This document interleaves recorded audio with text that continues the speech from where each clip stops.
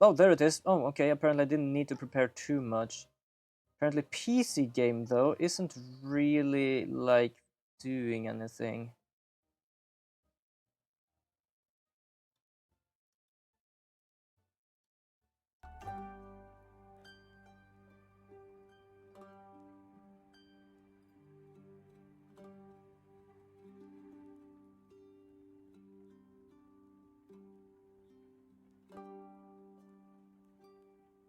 There we go. Now I can list here.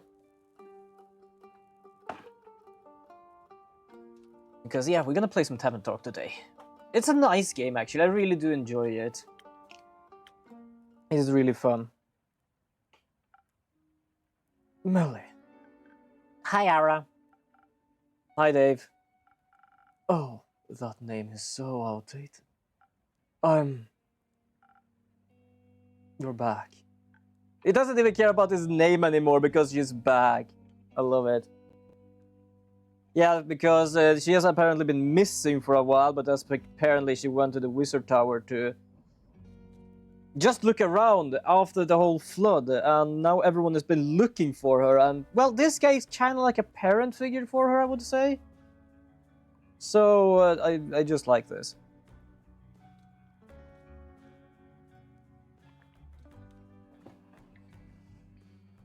I am. Did you miss me? I was just very worried.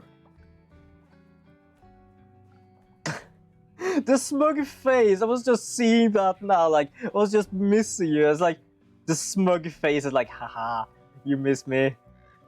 What? You called me Melly.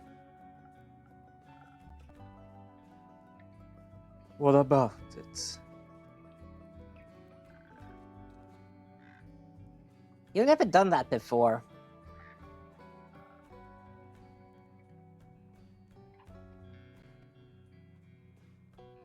I sure I have.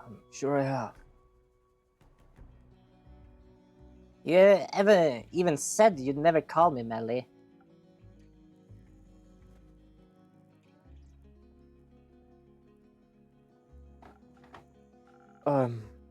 I'm just grateful you're back. Welcome back to my tavern, Dave. Oh, that's a cute one. Yeah, I got it on my latest quest. Dave. You made a good choice. I also went on a quest. Well, at first I wanted to find the moon swamps. You know, the mysterious magical swamp that is said to be magically hidden and only appears in foggy but starry nights. I heard there's somewhere in the moon swamp near the border of the Twilight Chasm. And did you find anything? No. I did find some weird waymakers made of bone that seem to lead somewhere. They had "Don't Touch" written on them, and the paint even seemed fresh, so it looked like a perfect clue. But then suddenly there was just a gallon of water everywhere.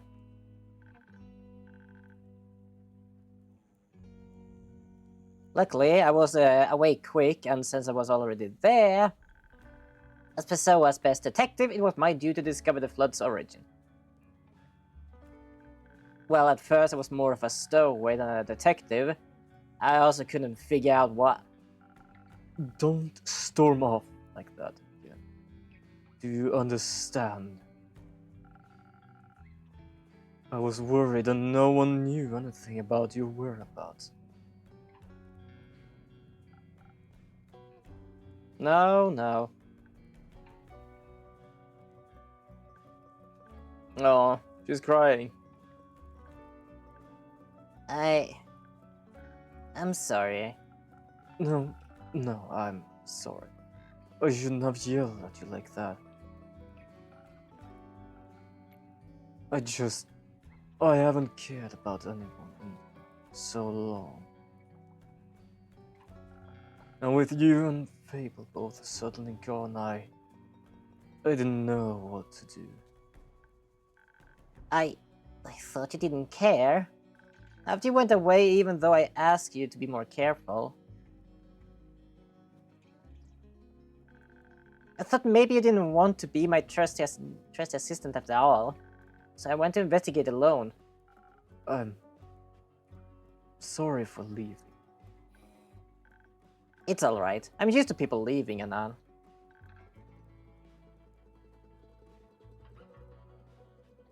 And not coming back.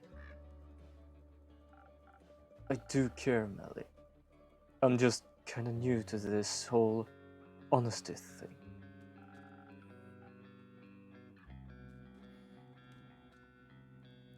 Yeah, I figured. If you like, I can fix some drink to help you find your words again. Don't know if I'm up for trading another secret in exchange. It's on me today. You got enough to worry about. So let me see what I can do for you. Yes, try to do a drink. Question is, what do we have for something? Because I do actually forget them. Oh, let's do 1,000 wins. That works. Let's see. I'm trying to remember which one did we do here. There we go. No, not that one.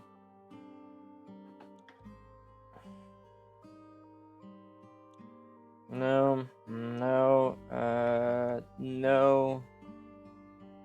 There is something there. Yeah, this one works.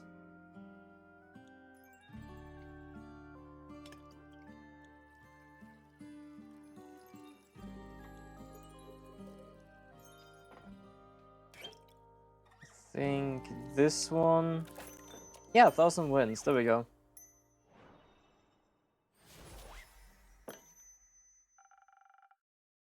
Enjoy your magical liquid etiquette. What did I say? Wait, hold on. Oh, there we go. My controller reconnected for some reason. There we go. No, wait. There we go. I don't know why I didn't realize.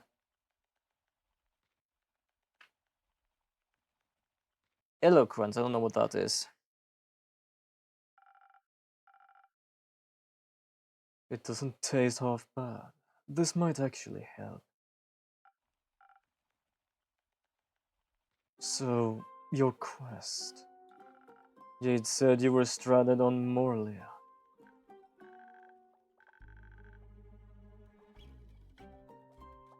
Yep, I followed three very suspicious looking fellows and somehow ended up on that island.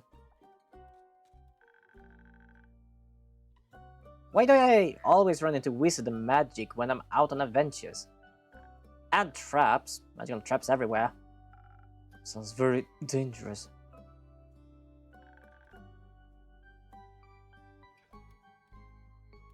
Detectives always seeking thrills.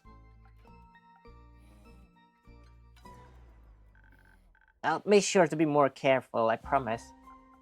It's not about that. I know you know how to take care of yourself. Otherwise, you wouldn't have solved the T-Rex case. Heh. But don't keep putting your life at risk in exchange for a quick adventure. Luckily, nothing major happened this time. I know.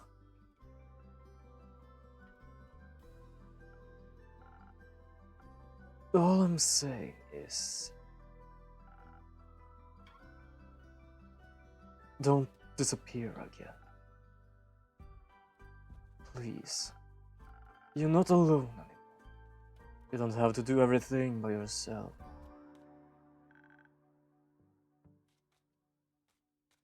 Like, you're the one to talk.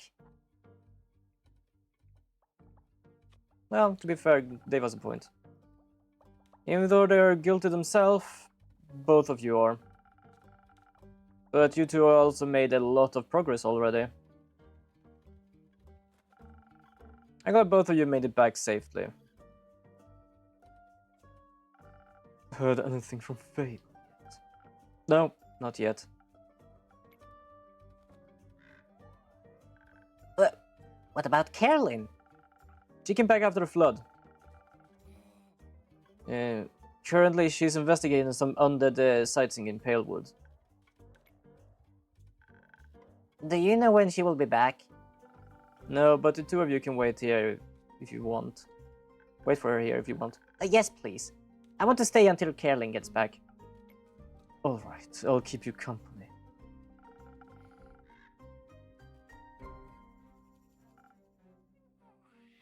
I'll pass. Oh, but I like one, please. Of course, do you want anything specific? The whole adventure was pretty exhausting. Maybe something to combat my mental tiredness. Nothing easier than that.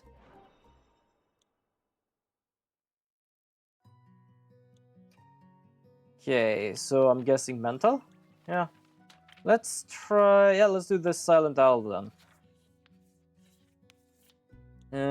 So the question is, what do we need for this? Yeah, this works.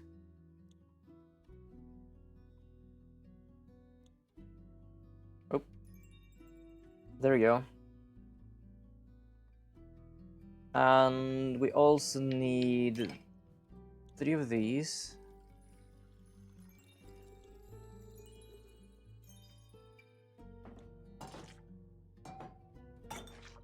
Sorry, it for some reason just popping everywhere, this thing. There we go.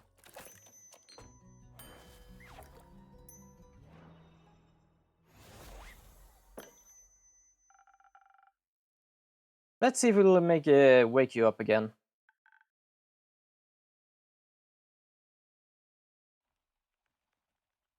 Oh, thank you. This is delicious. I can feel my synapses connecting.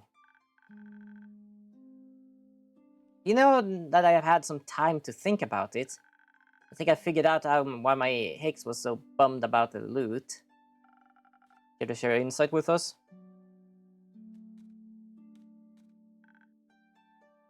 But of course. He has a younger sister, right?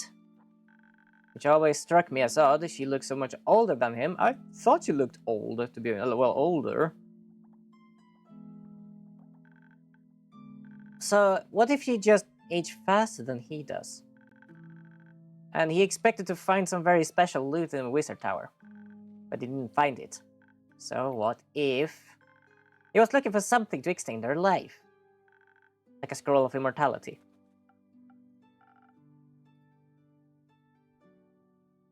What a foolish idea. Hey! Not you, Hex. Even if it's tempting, those are powers that no one should interfere with. I agree. What if it turns out into a zombie? I've had enough of them. Definitely. We should tell him that when we see him again. Or maybe we should tell Carolyn when she returns. She seemed to be experienced in dealing with undead. You think it'll be a long time before she gets back? I don't know. Could be very soon, but it could also take a few more days. You had a long day. Aren't you tired, Melee? No. I'm not tired. At all. Let's wait for a little longer. Maybe she'll show up, and Fable with her. Sounds good.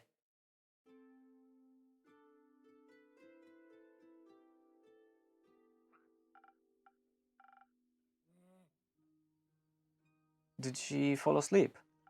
Yeah. Maybe I should bring her home and wrap this up for the night. That's a good idea. She could get some rest as well. I'll let you know if you hear anything about Carolyn or Fable. Alright. There is not much for me to do otherwise. Except care for Melon. She needs you. Yeah, I think you might be right. Good night, Dave. You know... forget about it. See ya.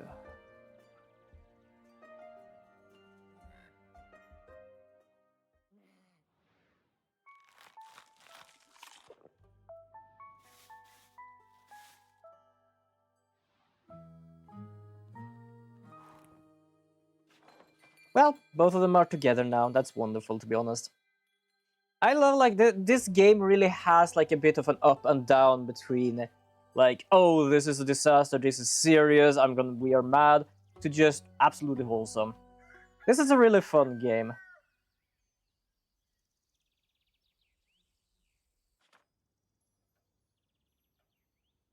Ever blooming. Oh!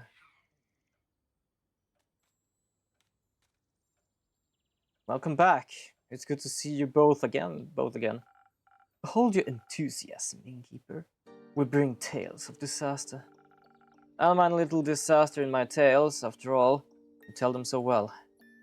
Oh, she really does. As do you, Clay. Oh, thank you. I hope my stories are as good as your drinks. They are to me. Speaking of which, can I offer you a drink in exchange for a little insight in our disaster? Ah, that would be great. Something that feels strong and magic-y. Ah, you remembered. Yes, that one, please. Right up. Okay, strong and magic-y. Okay, so but just strong then. Oh, let's do the cursed coffee. That's probably gonna help. So what do we need for this? We need something with sword. Ah, yeah, this one works.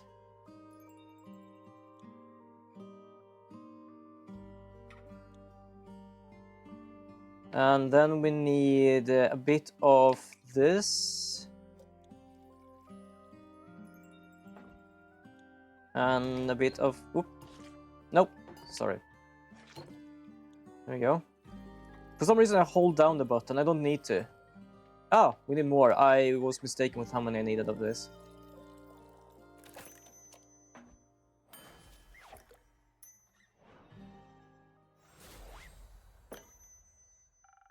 Something tasty and strong, but hopefully not disastrous.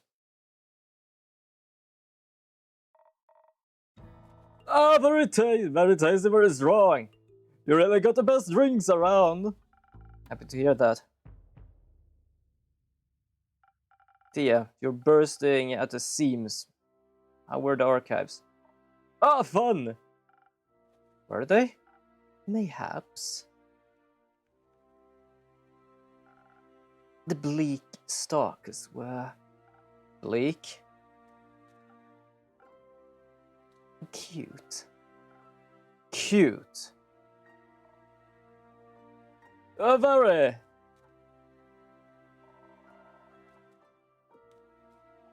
Jay told us where to find entrance to the archives. But when we got there, we found surrounded by Blake stalkers. They were quite numerous. And so, shaped. I decided to ask him if he could help us through. And I thought he might need some help with that. Yo! Welcome! Buff, what's the fuck dude with a cute hairstyle and rosy cheeks, what the fuck? Yeah, he is wonderful. I forgot his name though. Also, how did you manage the time to pop in when the only bot I got today popped in? But welcome! I hope you have a good weekend. No damn clue. So I called on your honey flower and I extended my divine light to him. It made him glow softly and they all flocked to him like monster gentle flame. Did you know they have velvet wings they can fall into their bodies? I didn't. That's fascinating. Apparently Blake stalkers, which we have heard a lot, is deadly, I think? His name is Clay! Oh, right, he is a... Isn't he the same as Jade is? And that's why he's called Clay. Hold on. Let me just check for, just in case. Oh no, he's not the same as her. He's not the same as Jade. He's the same as this guy because he is an echo. He's a giant earth echo. That explains it.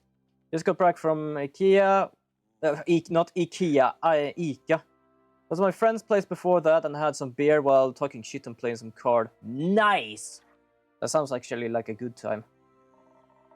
I asked them if they wanted if they'd like to be our tour guides, and they were so excited.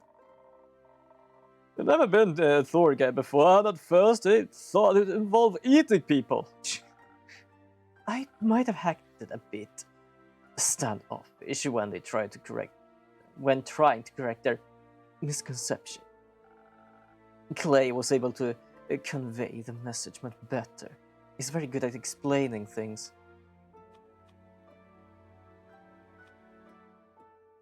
I think he really understands people.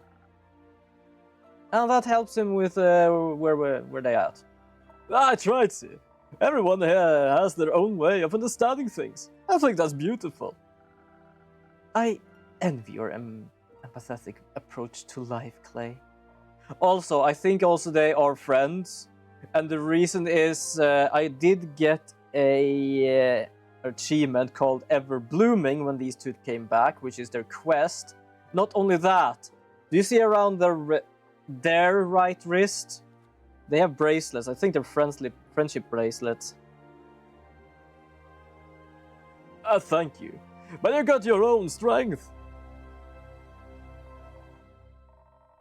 Like how you're a master of strategy, or how you're so good at making people feel safe.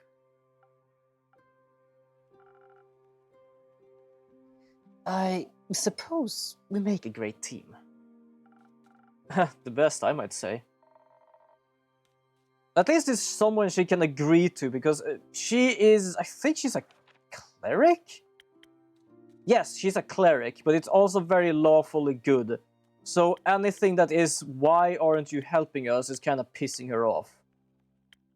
Like, oh, there is a catastrophe. There are other people who can deal with that better than me. But she just gets angry because no one is basically helping. So I'm kind of glad you find someone that actually, like, she likes just... that helps, just because they like. We're a great team with the Blake Stalkers too. They led us right inside the archives, which were huge. Large part of the Everbloom had collapsed, but their explorable sections were unbelievably spacious. We had no time for a proper tour, unfortunately. We had to make it back in time for the barbecue after all. I forgot, who had a barbecue? They were talking about the barbecue last time. I don't remember who had a barbecue. That meant we had to be efficient during our search. Though we did take a break to admire the artist's hall the creatures excitedly led us to. We found abandoned pottery equipment that distracted us a little too much. Using more time than was perhaps appropriate, we molded tiny versions of the little critters as a gift for them. Oh, they loved them! Afterwards, we split up to cover more ground. Each of us was guided by a group of Blake Stalkers. I don't know what a Blake Stalker is, but I'm pretty certain each time someone talks about them, it's like, be careful around them. Yeah, this was the quest they were at. A dangerous choice. That's when the monsters get you. That's what Clay said, so I enhanced the friendship bracelets.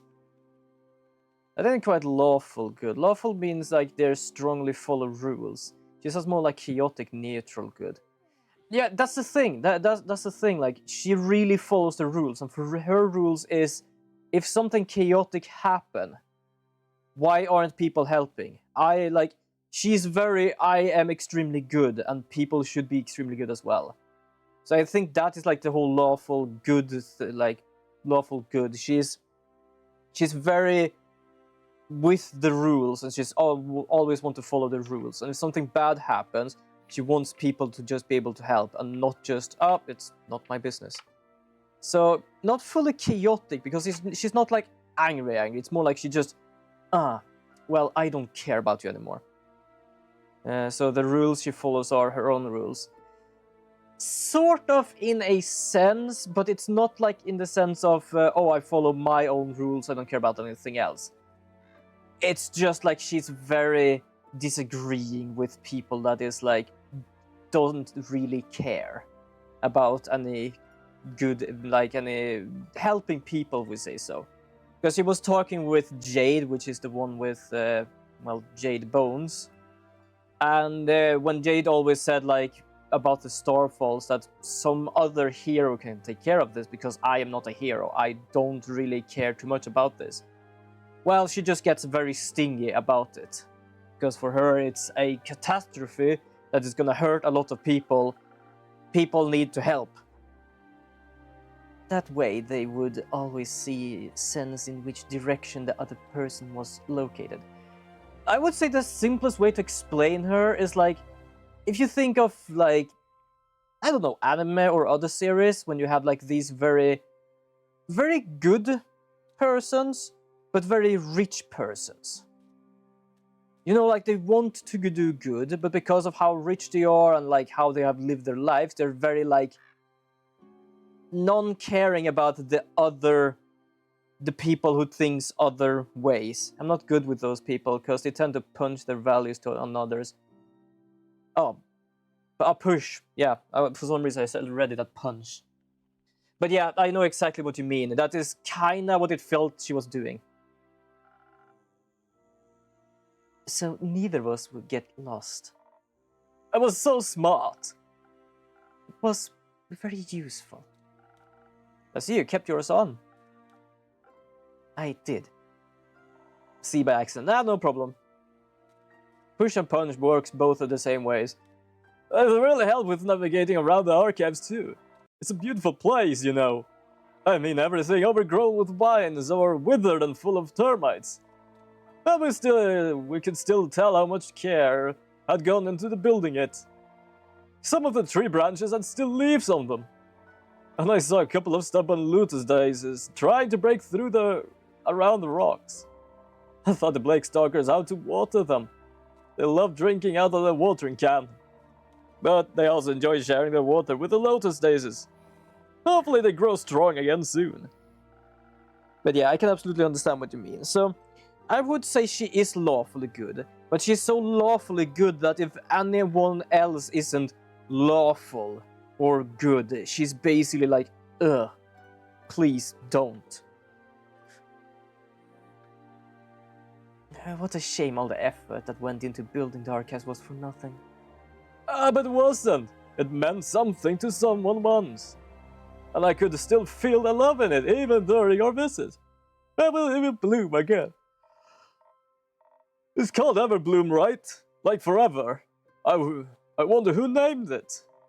We should go back sometime and see if we can find any information about the archives. I bet they knew some great drinking games.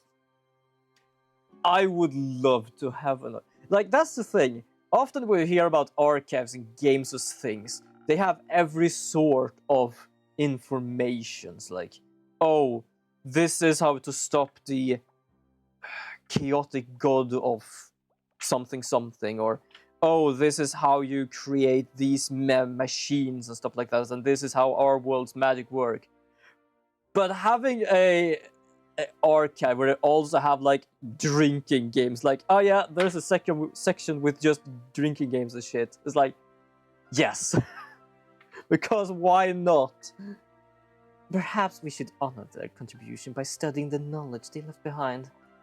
Why not both? They could be people first, symbols second. Oh, yes, I guess both would work too. A good idea, Clay. What else do you find in archives, besides friends and the beauty and horror of time, I mean? I got a little distracted when I asked a friend to point me towards the cooking section. Sounds good to me, yeah, exactly. Also, cooking section. Yes. Because that's the thing, it's an archive, it's supposed to have every sort of thing, every knowledge that people want to still keep on. And you often are like, oh, this is the knowledge of the past...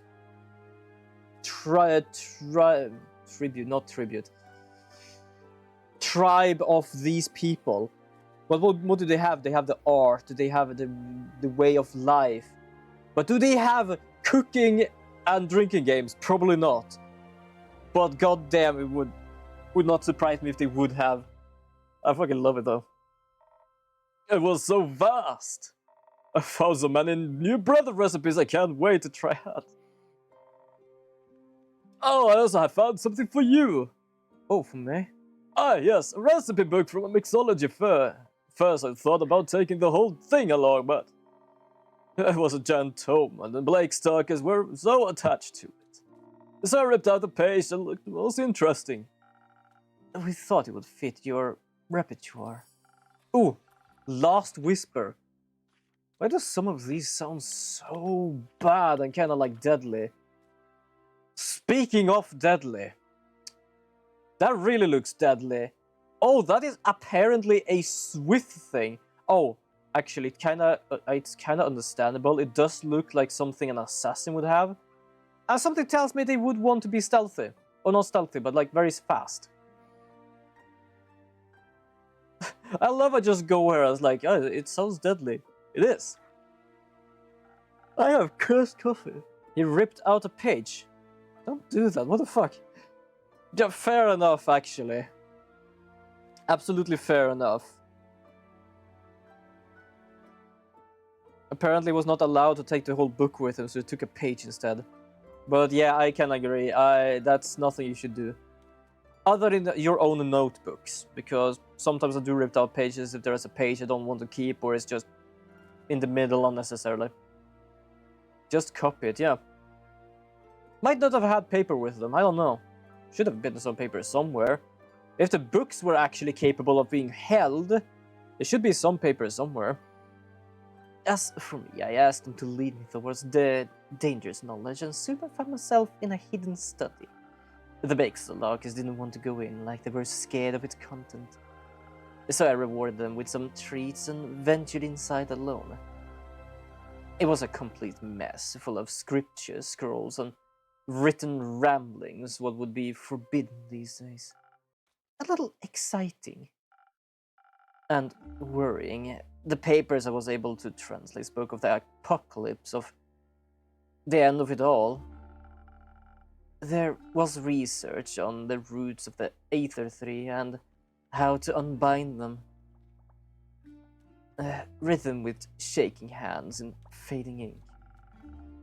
Was this more the scholarly or mad scientist type of research? Hard to tell, the lines tend to blur with blasphemy. Fair enough. That's the thing, like if a researcher is panicking or something, they would start to sound like a mad scientist. Do you know a lot about the Ether 3? Because Tia gave me a whole presentation about it. Wouldn't mind a refresher. It's a giant tree. Good start. I love this dude because he is such a... like... he is the front picture of strong but not the brightest. Oh, sorry, I just punched my mic there a bit. A world tree. That means our world rests on it. In it? Around it? Somewhere. In it, mostly. Depends on who you ask. The dragons guard the tree because they created it, maybe. But definitely because they cared for us. Almost every D&D barbarian. Yeah, I think some are like smart still, but it depends on like who you're talking to, who you want to play as. Oh, it's almost Monday again. Yes, more Pokemon D&D. I'm not joking, I'm really looking forward to it. Like, in the beginning, I really did look forward to it as well, but because I was not used to D&D and stuff, it was like, let's see how this goes. But I'm really looking forward to it now. We hacked a robot last time that basically beat the shit out of us the time before that. I am apparently now her handler. Yes, that is something that I have no idea where that will go. Also, we got our soul ripped out from us by a Dusknoir. That was interesting. The people could have heard if something happened to everyone's home. That's true, but luckily for us, damaging the Aether 3 isn't possible. It's larger than we could ever imagine. To us, it's really more a concept than a tree. And the dragons defend it. Despite their oath of neutrality, they're no easy foes. There is one way. The sigils of Alcahest. The what now? The sigils of Alcahest. They're the key to destroying the Ether 3. According to the scrolls I studied under the archive with candlelight. I do also love how she's really trying to paint a picture. Not just what I read, but what I read in the archives under candlelight. Fascinating. Are they some sort of spell? Most Pokemon D&D campaigns have at least one moment of soul leaving the body, just like Season 1 of Pokemon. I have never seen that part, but I now know of that part. I kind of probably should see if there are some people on YouTube or something that like play Pokemon D&D or something. Because I've seen people play Pokemon D&D, but as Pokemon. This is basically, we're playing as trainers with Pokemon. Well, I don't think I've seen that one. I know I saw like some of first season of Pokemon, but I was a kid and we didn't really have like the best connection with kids series back in the days because we didn't have like the channels for it. So that's why I could see so now and then. So unfortunately there is a lot of holes in my first season of Pokemon knowledge. More of a manual to the self-fulfilling prophecy. A way of breaking the cosmos in accordance with its own rules. How do you break cosmos by its own rules? For the tree to crumble, its foundation must be fractured. The 5 sigils of Alcahest represents the 5 dragons, each of which must be damaged to topple our world's balance. It's the Haunter and Ghastly episode. Is it with the ghost child? Am I remembering something right? Because when you said Haunter and Ghastly, I remember a ghost child, or at least some creepy-ass child or something. Because I can't remember the soul leaving the body in that one, but that was ages ago. I don't remember how old I was when I watched that, but I must have been around 10 to 12 perhaps. That's about 20 years ago. Now I think I'm gonna have to start that up on Netflix and actually check it. Only then can our cosmos shape itself. The scrolls spoke of experiments for creating a sigil. Unsuccessful experiments. That's reassuring. Not quite. They were only unsuccessful back then. Next to the notes of all, I found other written on clearer, newer parchment with unfaded ink. Much of it was incomprehensible, written in languages I'd never seen before. But various sketches of whales caught my eyes, as did altered frostbite scrolls. Don't remember if there was a ghost child, but it was when Ash sold out his body and Ghastly and Haunter wanted him, and Pikachu's soul also left her body to play with him. Huh. Can't really remember that, but at the same time, the further in you go into like Pokemon lore and shit, the scarier it goddamn gets. That sounds unsettlingly familiar. I fear that's the Starfall broke a sigil. By ripping holes into Cassiopeia's wings, it destabilized her flight. If she get damaged any further, time should be sent into disarray. Meanwhile, the tsunami, like I heard, didn't just plague the archives. The waves broke down the barrier between Primordial Sea and the Twilight Chasms in ways never seen before. So that's 2 broken sigils? That's not really good. What an incredible understatement. 2 witnesses on such a sigil fractured would be anxiety-inducing enough. Knowing it has happened to 2 will keep me up for many nights. It's not 2. It's 3. 3. Alongside the notes, I found an old map with fresh markings. All the names were outdated, but the intentions was clear. Marked were the 5 interplanar portals. 30 years ago, their sudden appearance tore a fissure in Gaia.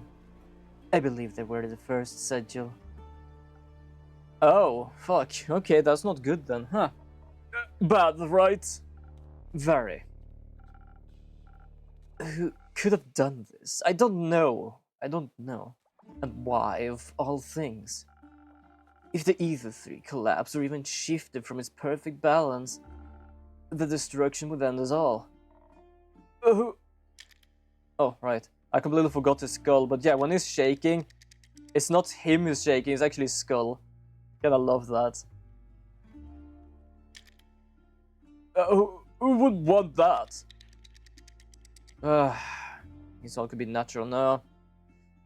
No one thinking rationally, that for sure.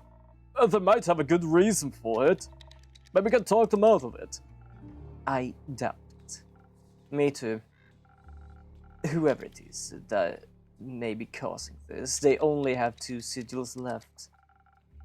Would be quite bad, right? Don't they say that waking the Elder Dragon will start the apocalypse? They do. I feel like there's too many ways to start the apocalypse. Maybe they're all connected and waking will break the last sigil. Although, I'd like to think breaking all the sigils is indeed impossible. Because it's impossible to reach Tuat in the spirit realm, correct? It's not exactly impossible. One can make it to the spirit dragon via the astral sea at the dawn of the dying moon. That's in 5 days, right? Yes, but worry not. To reach such a specific location with the astral realm, very specific rituals are necessary. And Gaia's portal to Cassiopeia is indispensable. The said portals is located in and safely protected by the Aperture, the stronghold of the Order of Starlight. And its rituals must be performed with outstanding accuracy to withstand the treacherous astral currents. I love that when they talk about the astral sea and stuff, they not just talk about it being like a spiritual realm or something. It's really a sea with currents and basically water. Only the highest ranking member of the Order are privy to this knowledge. And I guarantee you, all of us would rather die than aid in the destruction of this world. Well, if the rest of them are at half stubborn as you are, I think we're well protected. Why is my controller connecting and disconnecting? Hold on, let me try to start it over again. I don't want to gonna focus on actually now I think about the Pokemon DNA again. Because we are basically split up. 3 of us is in a tournament, and the tournament basically began last Monday. And me and another friend is basically back at the hotel waiting for their father to return. Because we basically spoke in code that, the guy owning this place is a bad dude. Please come and fucking help us. Which is actually kind of nice, because the father is kind of like one of the rich persons and really like, well, I wouldn't say he's the greatest, but he's trying his best, it feels like now and then, and at least trying to help us. Nope, what did I get? Oh, rumor unlocked, breaking the sigils. Oh, that's good then. The rest is worse. Oh, the rest is worse. Sorry, I did the wrong voice there. It was in the middle. What's bad is that we don't know who's behind this. Or why, by the dragons and the endless horizon, anyone could be desired to do something so wild. I can already sense your next quest. But can I offer you a drink first? Your throat not be dry from all that explosion. I wouldn't say no to a drink. Perhaps something that will keep my mind intact, defending from lunacy. I feel like I'm going mad. Say no more. But yeah, so I don't know what's gonna happen next time, actually. Oh, it's gonna be defense, huh? Yeah, well, let's gonna do this then. No chest hair for this one, but it's definitely gonna make your buns made of steel. Okay, the question is, which one are we gonna bring? Yeah, this one works. Probably like some tooth from something. But yeah, it's really fun though. It is really, really fun. There we go. My brain just trying to figure out what I'm doing here. Just trying to remember what the hell I'm doing here. There we go. There we go. And there we go. So then we need another one of this. Steel tonic. Wonderful. I'm gonna give her some buns of steel. A delicious defense against the absurdity of evil plots. Thank you. This makes me feel less conspiratorial. Bleh! Conspiratorial. Jesus. I don't know why I couldn't read that. I need a breather. Oh, you know where else would it make for a good breather? Fable's barbecue. Exactly. You're right. That would be quite pleasant right now. I hate to be the bearer of bad news, but I don't think the barbecue will be happening today. Fable hasn't returned from their quest yet. Oh. What quest are they on? Finding Melina. Or Melina. But we just saw Melly on the way here. Perhaps they found another quest while out. Heroism can be infectious like that. Innkeep, what kind of drink did you mix them? None. It's not like we did, like we got a choice. It wasn't even a quest. They said, I am going. Fuck you. Maybe we should go and look for them. Maybe so. Please do. No one has seen them in days. And the last thing I said to them, I hate for those words to stay the last. Please help me find them.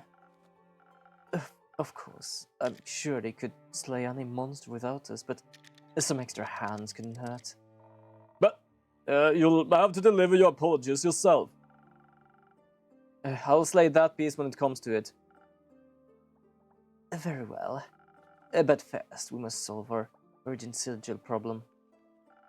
I feel like we're just missing one piece. Oh god, wait! This is... Ah! A piece of what? A cake! I have completely forgotten how to actually make the Dracula voice here. I'd like to order my usual cake, innkeep. We don't have a cake. I am pretty certain there was a time you did not have the slime.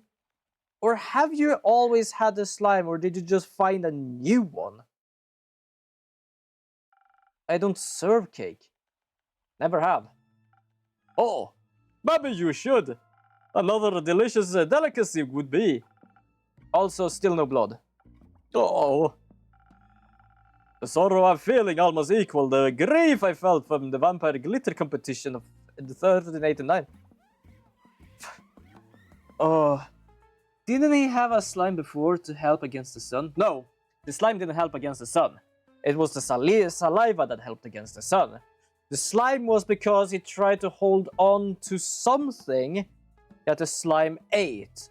So the dwarf managed to basically fish both him and the gold or metal out from the slime, but still kept a part of the slime with him. Also, I do love... Like, I don't like Twilight, but I do love when anyone makes some sort of joking thing about vampires. They at least have some sort of goddamn, like, thing from it. Vampire glitter competition of 1389, Jesus. Oh? I had run out of glitter. I could serve you one of my usual drinks to alleviate some of that heartache. Ah, that would be splendid. I'd like to something to enhance my immortal strength. No shopping bag shall hold me back today. Okay. Ah, yes, a sparkle vampire. Yeah, I even remember... I don't remember where or when it was. Like, I know I have the YouTube video on. It's one of the Tenma Tengu. No, what was it called? The Tengu cases in Apollo Justice. But we saw the newspaper there about 2 wrestlers, one vampire and one werewolf. And yeah, it just took me less than a second to realize, wait, hold on here. I'll see what I can do. Ugh. I love that no one is taking the goddamn Twilight serious ever and just use it as a joke for their means of anything. Well, here's a vampire. I think a cursed coffee would be fitting. Yeah, let's do this with a tooth, because apparently the tooth seems to be working quite well for a lot of things here. It definitely needs some more brains. He apparently is a vampire with very bad memory loss. Or just normal memory, to be honest. Kinda reminds me of a new character from Alchemy Stars. Because they started a new event, which is not a collab event, but just like a story event. And apparently there is a Cthulhu-esque person in that. And I said Cthulhu-esque because apparently she doesn't want anyone to awake her ancestors because they are basically capable of reshaping reality. But also she has a very goddamn bad memory. She needs to actually, well, short-term memory as well. That she needs to write down everything. She even like forgets the story someone told her like a half an hour ago. Still trying to get her though. I've only done 10 polls yet. I don't have many polls saved up because I use a lot of them to be able to get the other 2 collab event ones, which I'm glad I actually managed to get. Jesus. Here, with all the strength of a raging fire. When I watched the first movie, when it was still new, I was like, okay, this ain't that bad. Not how I like my vampires and werewolves, but not bad. But from the second movie, and I was like, the fuck is this? And the third was just painful. Yeah, ads.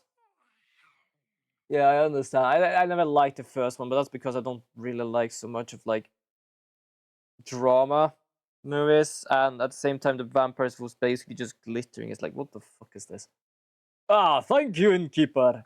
My blood is boiling with euphoria. Any particular reason for your shopping trip? Ah, very particular one. Dear innkeep, it's a matter of life and death.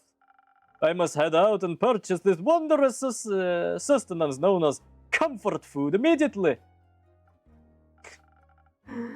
Why would you need comfort food? Do you know what comfort food is? Actually, I'm about to ask myself what comfort food is. Isn't comfort food is just something you like to eat when you just want to feel better, like ice cream and shit? Can technically be anything as long as you feel better when eating it. Or am I wrong? And welcome back from the ad. But yeah, am I wrong if I said that comfort food is basically just something you like to eat to make yourself feel better? Because this guy apparently is looking for... Yes, yeah, okay. Because apparently this guy is looking for comfort food. He's looking for the thing named comfort food. I haven't the slightest idea. But it is rumored to restore your mortals back to full health. Fair enough, actually. I'm afraid Rhea will perish should she not receive it. What is going on with Rhea? Oh wait, don't tell me that the goddamn zombie quest is still like holding on to her. That sounds serious. Has she fallen ill? A fatal case of something called being in the zone. I suppose it's highly dangerous. She's refused to move away from her drawing board for over a year now. It cannot have been a year since we last saw her. She even threw me out the room upstairs when I offered her a blood pellet snack. She's not sick. Yeah, exactly. I think she's working on the competition of best smith thing, whatever it was called. How will our body handle another year without food? It has not gone a year. I am calling bullshit for it to have gone a year already.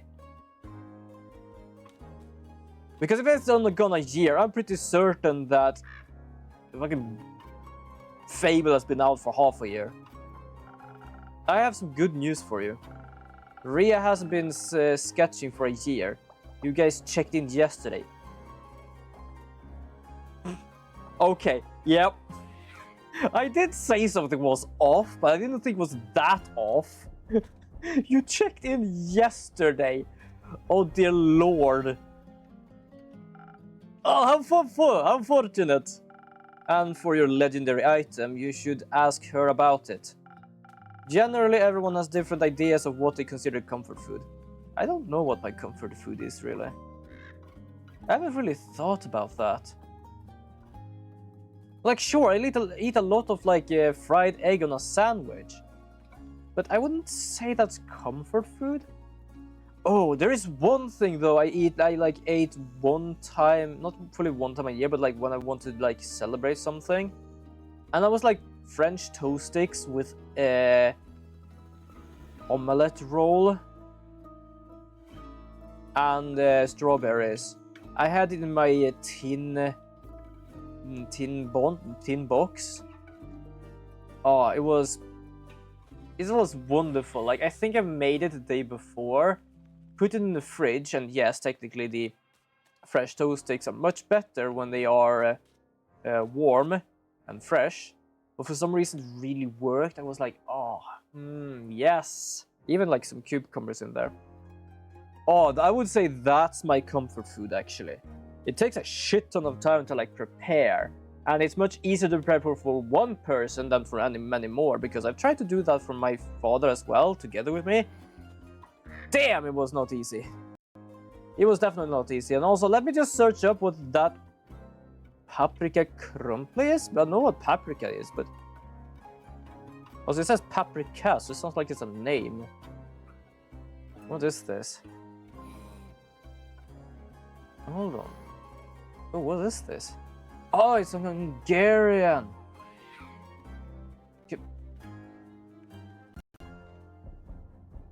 That wouldn't surprise me since it's a Hungarian food. I basically got into mindmeget.hu. I didn't even manage to find an English site. I went to the Hungarian site. I don't even know what it is. What does that look? Is that like potato and sausage? No, it's not, is it? Well, I'm gonna have to find a site I actually can read. Oh. Yeah. Paprika potato. Oh yeah. I feel like I've eaten something similar once. Not perhaps that, but like very close to. That actually looks good. It's something between a stew and soup with potato sausage. It's super simple, but so damn good. It doesn't surprise me. It actually does look pretty good. I might try to make some once. If I can just remember what it's called, because trust me, that's something I'm very bad at remembering the names of food and stuff sometimes. Oh, how wondrous! Though sometimes tells me you should give her some time before you go back upstairs to ask. Why? Her patience, call it intuition. What should I say? Because I feel like he has no idea what her patience is on cooldown that even means. So if I say it's intuition, fuck it, I say intuition. I don't think your intuition is a very good name in Keep. Want to help me find a better one? Of course! I'll think up of one before the next 8 years are up. Thank you. To be honest, if you make it, you have to tell me your thoughts on it. Oh, absolutely.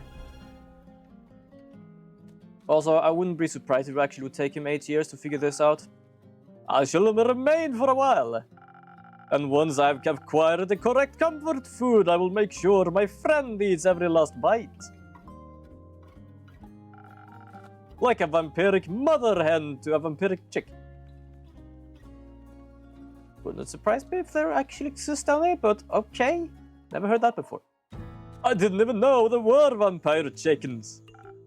They are. Okay, so there aren't actually any, okay. Do you know that for certain? I've already seen zombie snails.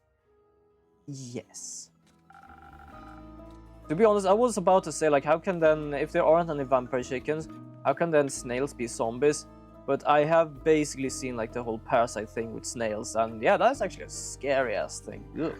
And nasty looking. I could have sworn the ones at my family's estate had fangs. Chickens can't develop teeth. I would love the sight of that, though. At least the vampire chicken things. And here I thought we were comrades in blood hunger. Chickens are still fascinating and on all their own. Did you know they have very colorful dreams? Oh, that's nice. I was helped a wild hen with her dream journal. I'll introduce you to sometimes. What? Dream journal to a hen? My favorite thing about chickens is that they purr when they are happy. Ah, what a charming creature. The more I learn, the more they remind me of vampires. So simple, sweet, and ferocious, yet their origin harbors one of the greatest mysteries of life. What came first, the chicken or the egg? Ah, the egg! Fuck. Why do you have to bring this thought to me? Because I am gonna go around in a fucking loop here. Because yes, there has to have been an egg first, because it has to hatch from an egg. Especially if they began to hatch from eggs and anything at all. But at the same time, they don't need to have hatched from an egg first. It could have been... I don't know. Fuck. Why? Okay, egg. Not going to weigh in. I am intellectual, withdrawing myself from this conversation. If I could, I would. But unlikely with this unsolved mystery, I do now know how vampires were created. You mind elaborating? Weren't you intellectually withdrawing? I'm gonna say this, Miss Ellie. Save yourself. It is not gonna help. As a cleric of Cassiopeia, humility is a lifelong objective that I strive towards. As such, I must admit when I need to concede words spoken in haste. Which would be now, I suppose. Please, Kyle, if you don't mind expanding on what you just said. Certainly. It must have been over 5 centuries ago when a scholar stole some of the immortal blood from the dragons. The scholar offered it to the Queen Annabeth, who would become the vampire monarch. I have never heard of Queen Annabeth. I think that was just the plot of a really challenging board game, Cal. Was it? Fucking, now we kind of want to know.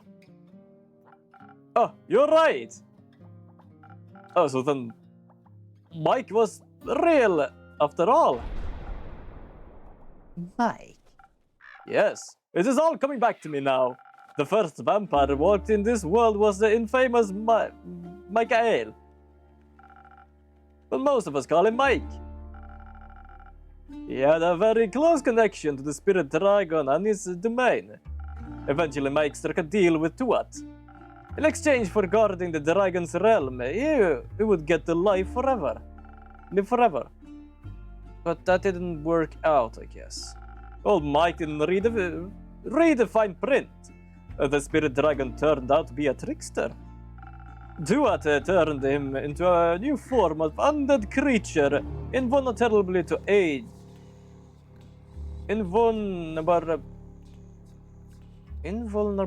to age and disease, but still weak to the blade.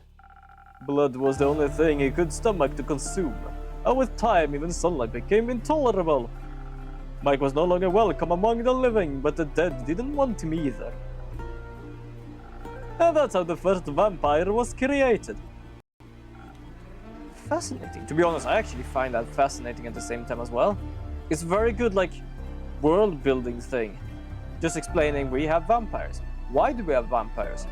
Because the first vampire basically struck a deal with a dragon. And the dragons are basically gods in this game. There is so little known about the spirit dragon and his realm. Kyle, just how do you possess knowledge that's considered ancient by today's standards? Don't ask that, because he thought it had gone a year after a night.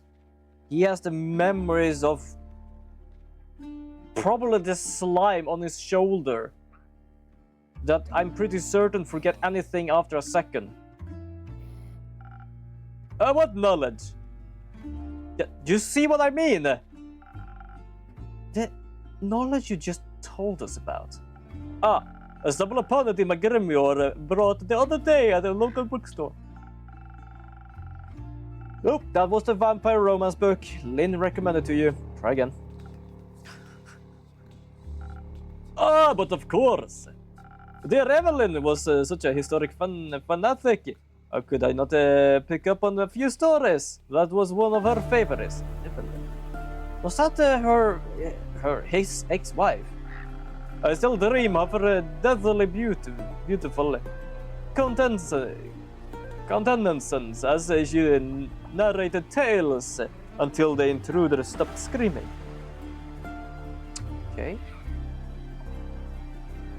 She always told the story of her progenitor Mike so softly. She could cradle a vial of blood, and her tone would turn so reverent. A secret to share just with me, she would say. Oh. I didn't mean to break the last oath between us as well. I'm sure we can help you keep this a secret, right?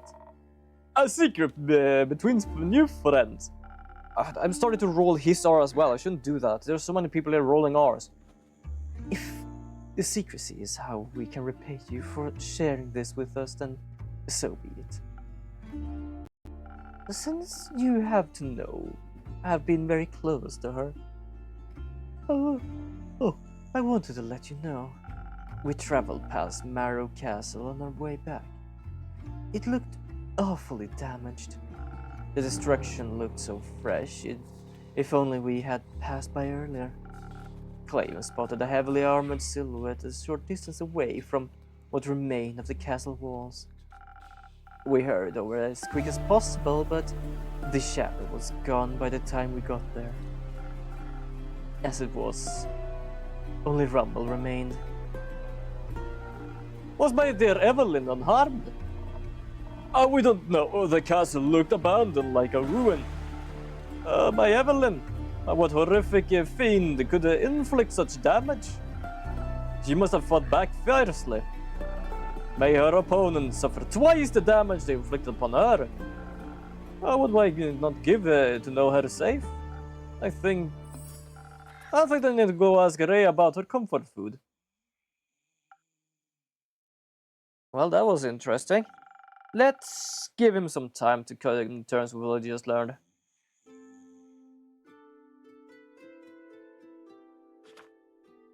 Oh, Carolyn, welcome back. Burn out. Greetings, brave adventurers. What's that noise? That's his spine? That's his spine? Oh, indeed. Oh. Are you alright? Worry not, friend. This but a scratch. Oh, right. You were dealing with zombies. So, about my drink order. I don't see any scratches on your skeleton, Scully. Oh, you drink health wonderfully. Not a nick inside and my bones. I could have added some glue to the mix. What? Carolyn. Apologies, friend. We might be jumping the crossbow here. Let us recount the tale properly, Dame Carolyn. Don't think there's much to tell, honestly. You look exhausted. Are you wanting some rest then? No? Just wanted a drink? That can be arranged. Yeah, something to regain my strength. A good one might net you a story. No pressure, Lynn. I actually kind of like just trying to give them some dialect, and I kind of like how some of them I need to roll the R's. It's just kind of fun. Also, I feel like I've done a good job finding like the voices for them, just because of how they look.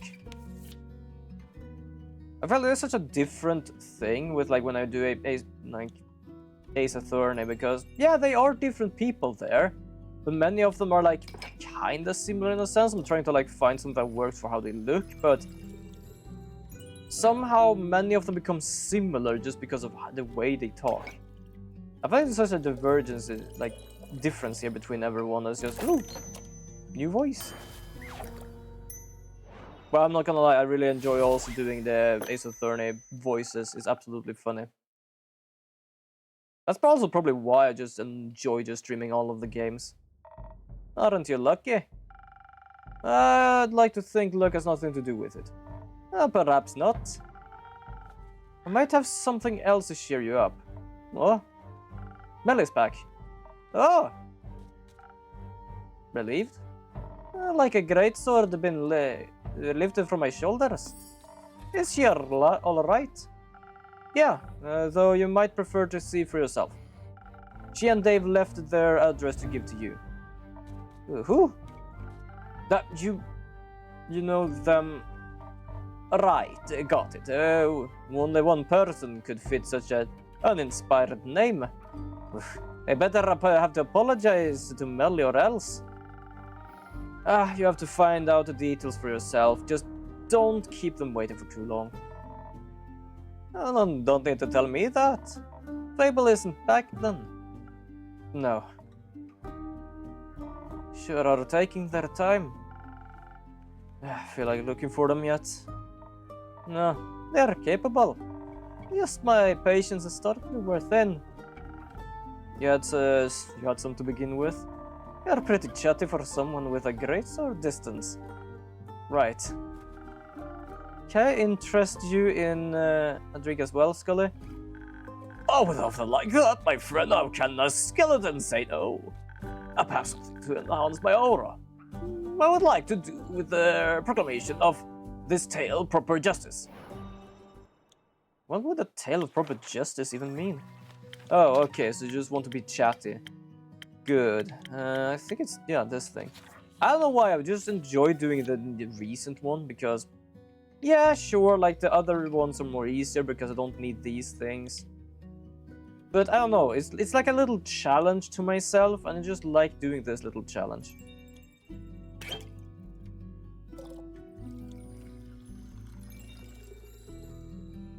There we go, and then we're gonna take this. There we go, 1000 wind with some swiftness in it. Was this game? I'm pretty certain they did say they updated this game with a quick speed up thing, but it might be after you played a part of this game. Like many other games, you cannot speed it up until you have been there. Please enjoy. Oh my!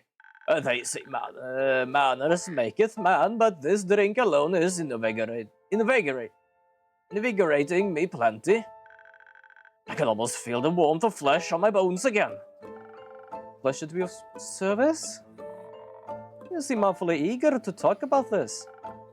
And you're not? Wasn't it help in elevating that accursed boredom? It was eventful, alright, just lacking a sense of accomplishment, I guess.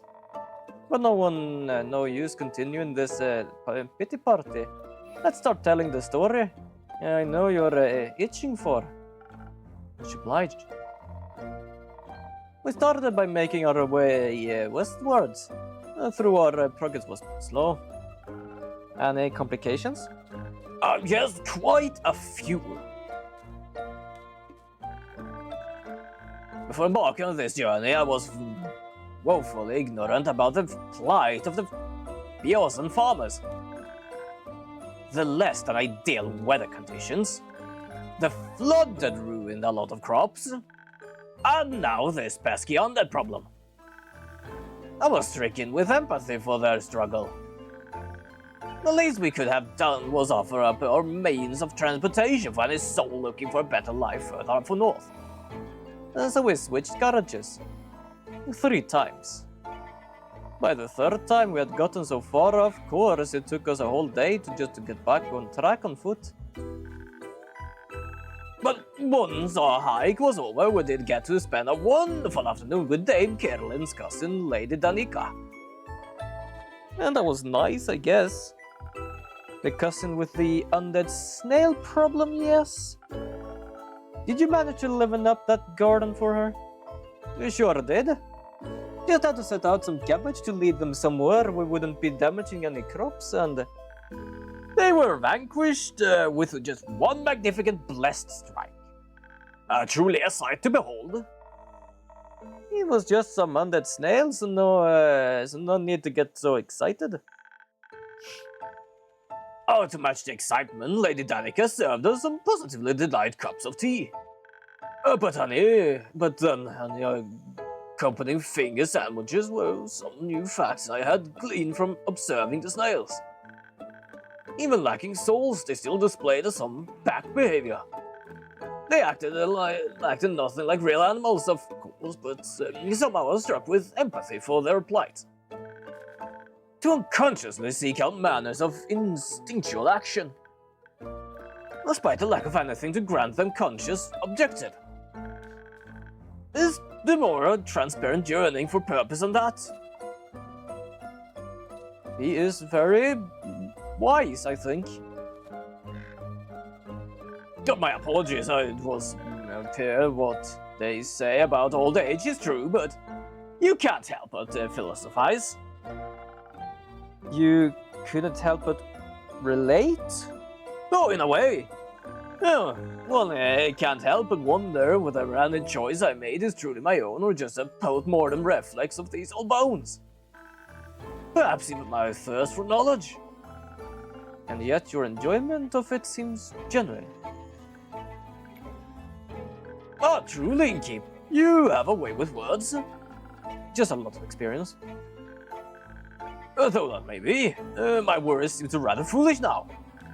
Count yourself as quite a fortuitous that despite all that my memory lacks, I can delight in learning it again. Does it really matter then where such an urge come from? Anyhow, my apologies, Dame Carolyn, I completely derailed off our epic tale. Allow me to make up for it by continuing post-haste. We departed after that lovely cup of tea and finally headed to the Pale Woods. Lady Danica provided us with a card and a trusty steed, a cow with the most lovely temperament. Her name was Lizelot.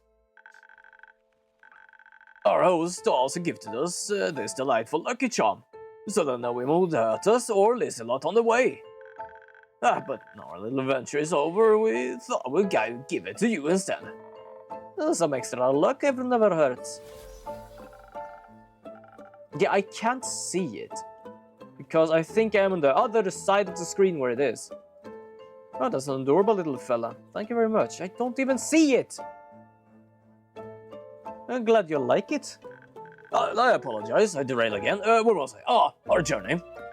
I made sure to greet the gentleman that passed us on our way to the woods. What a magnificent shadow armor he was wearing. Something felt oddly familiar. Perhaps it was only my hope that we would look just as gallant after our quest. Lizelot valiantly took us to the edge of the forest where maliciousness permeated the very air we breathed. What it means is it stunk real bad. We left Lizelot there. Sparring here the stench seemed like the right thing to do. And forth we ventured. Didn't take long to find what we were looking for. The place was crawling with them. Which also explained the bloody smell. For some reason the miasma didn't seem to bother me much. Yo, Gani, welcome to the stream. How are you doing? I hope you have a good weekend. I hope you have a wonderful weekend. I hope you all have. But yes, how are you doing? We're just chilling here with all the people here. I would love if I actually could like move the screen just so I can like look around a bit, because I don't know what they gave me. For some reason, the miasma didn't seem to bother me much. Most respectfully, you don't have a nose. Oh, of course. Anyways, there were a veritable horde before us, an army of undead creatures, shambling their way through the forest.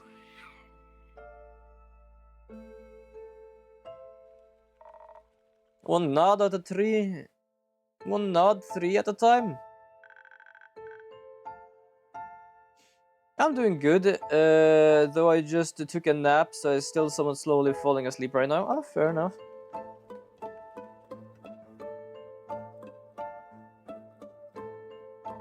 At this point... Oh, sorry, I kind of mixed the voices. At this point, I was ready to start decimating their numbers. And I would have done so if Scully hadn't held me back just as I was unsheathing my sword. I was keen to observe them for a moment longer. The undead creatures were displaying similar patterns to those snails. They weren't just stumbling around senselessly. They seemed to be following a pack leader. Maybe there was a non-violent solution left at hand after all. I convinced Dame Carolyn to hold off on the violence just a bit longer. Wake up, did it work? We could always do the... Oh.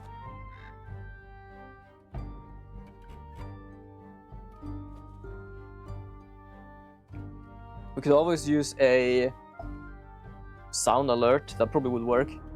Wait, Gani, do you know about my taco song? Wait, who knows about the taco song? I just realized.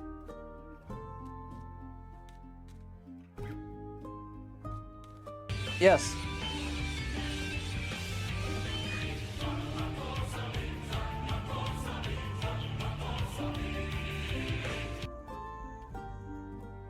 Big fat, I heard it once already, I think. Nice, I love that, just because of how silly it is. I'm still working out the best point from which to attack him. Couldn't hurt to try out Scully's idea first. But yeah, I hope that something is waking you up at least.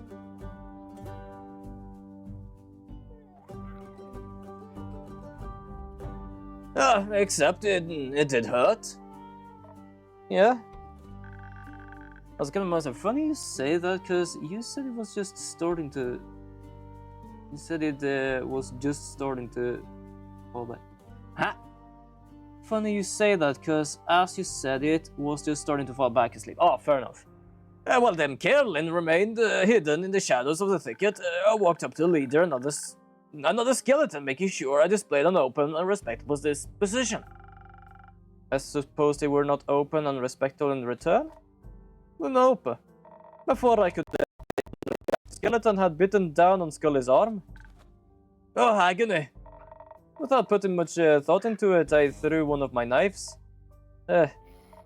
Sorry, I only realized later that the knife I threw was one I had accidentally taken from here.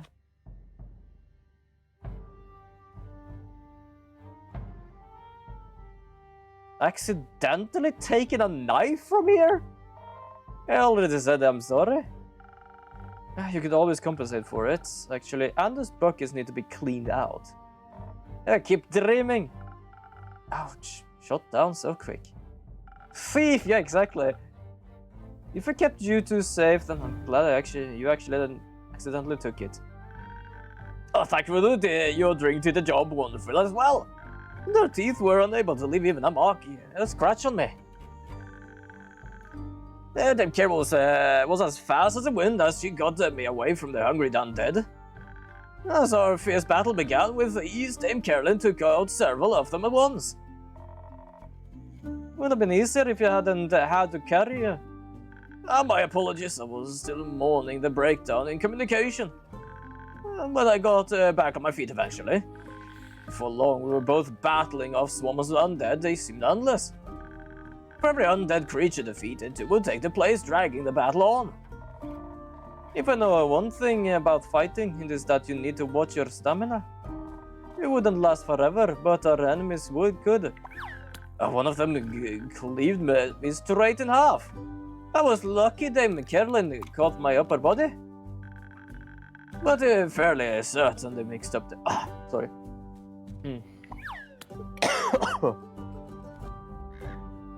I don't think I have too much of a drink left in here. No, hold on. I'm gonna just go and get a drink because I feel like I'm really gonna need that. Hold on. We're gonna watch the skeleton lose his mustache for a moment. I'm probably not being able to hear me, but I'm gonna light up because I'm still gonna keep my microphone on me.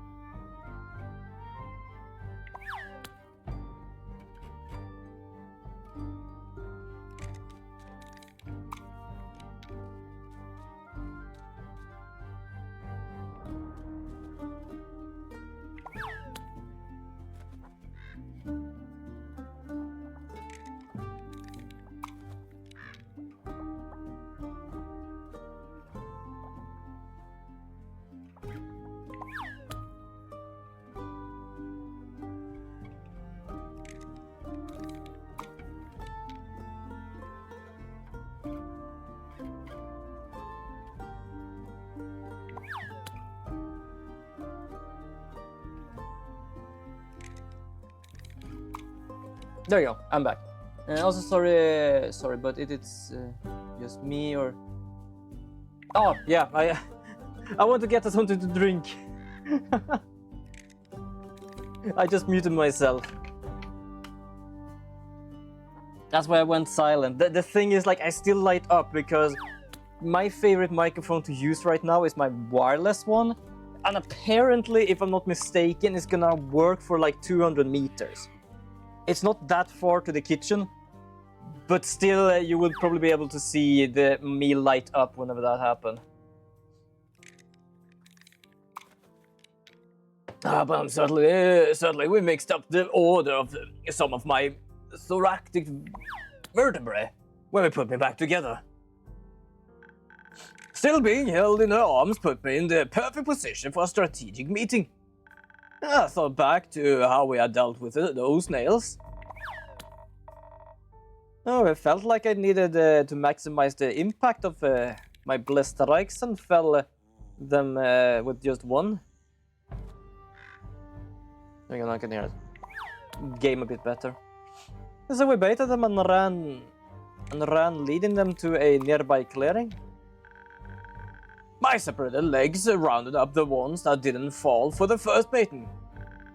I love his legs just being able to just do things out of their own. And once at the clearing, I reunited with myself, luring them towards the center. As all of the undead creatures gathered around my two halves, the sky cleared up. Like a crash of thunder, the sound of Dame Kerling descend from the sky, or a tree, was all that could be heard. For a moment, my eye holes were completely blinded by the radiance of that blessed strike. Are you exaggerating? I like it. Sounds very heroic. I was. I don't think it counts when And what I did was essentially pointless. Did the strike not land? It did? When the strike hit home, I realized most of the creatures could be resurrected again at any point. It's a shame, truly. Oh, fair. I thought I had fallen asleep because it was just so weird and suddenly couldn't hear your voice. But you could still hear the game audio for like a solid minute. Yeah, I just need to get something to drink because I had some to drink but not enough, so I just felt my voice started crackling and I was like, yeah, if I continue this, I'm gonna hurt myself. Even though we fought so valiantly. Oh, but we did get you something else as well, innkeeper. Oh, taking a drink. I'm gonna take another drink. Alright. Here. The trees look really judan and dead. But the berries seem like they were thriving. They're the ones the elves was going on about. Not like they're the one to preach at them now. So I guess you can have them. Just set them aside and make a fable a drink when they come back. I'm gonna hop over to Now Streams to take care of you. Oh, yeah, wait. Hold on, what is actually now gonna play today? I'm just curious because I think that they were... Oh, Final Fantasy. Yes, I need drink. I'm mostly just curious because I know that the Neon was gonna do something today, but seems like her sub is over. Oh, fair enough. Yeah, I'm just starting up her stream to have it up in the background just for fun. But yeah, I was just wondering because Neon was gonna do something in like a few minutes. I'm not gonna join into that, not today. I was joined in yesterday. Yes, but you do have a wonderful time over there as well. But yeah, so we're mostly wondering because then we discussed that Now might actually join in for Subnautica, which was thought to be today as well, but maybe not because I think it's gonna be on Friday. Because I have so much stuff with people who do in the evenings. I tell her you said hi. Yeah, do that. Have a great time over there at Now's. Because yeah, I'm like streaming 4 times a week. But I'm also having D&D. So it's like, I don't really have like many days, especially after 7. Yes, that's some aside. We'll make a drink for a fable. Sounds fair. That was very kind of you to bring them back for your friend. Yeah, it was. I still wonder what all those undead creatures were doing there. No idea. Hunger. I thought it looked like they were going somewhere. Seems to be heading north. Maybe they were searching for some more trees? The Pale Wood is one of the largest forests in Vesoa. I don't see a reason for them to leave the area before it was barren. Unless they were ordered to. Don't they typically come with a necromancer attached? Oh my, they do, and don't suppose that the gentlemen we encounter outside the woods have been that very necromancer. I don't think farmers were armor like what you described. Fuck! I just realized where they could be heading. It's true there aren't many woods around here that compare to the Pale Woods. But a giant root in the capital must look very good to some tree-obsessed undead. Fuck indeed. Just to clarify, you believe hordes of undead creatures are marching towards the capital? Well, towards the root would be my guess. I see. They're heading towards Themis to gnaw at the divine roots, as if to... Fell the Ether 3? Precisely. Not gonna lie, that sounds funny, seeing her play Subnautica. Yeah, I think she also was invited. I'm pretty certain I'm not mistaken. I know it was Badger invited me because he plays with No-Tech.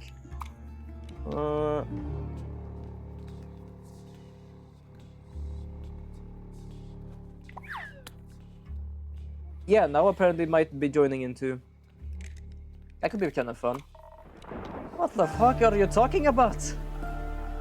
As I just stated, someone's trying to destroy the Aether 3. The Starfall, the Primordial Flood, even the interplanar portals, it's all part of the bigger plot. Was that not clear? Oh, yeah, little Neon is starting a little company. I'm just curious. I'm just gonna check up on now because I'm wondering what they're doing. I'm just chatting, fair enough.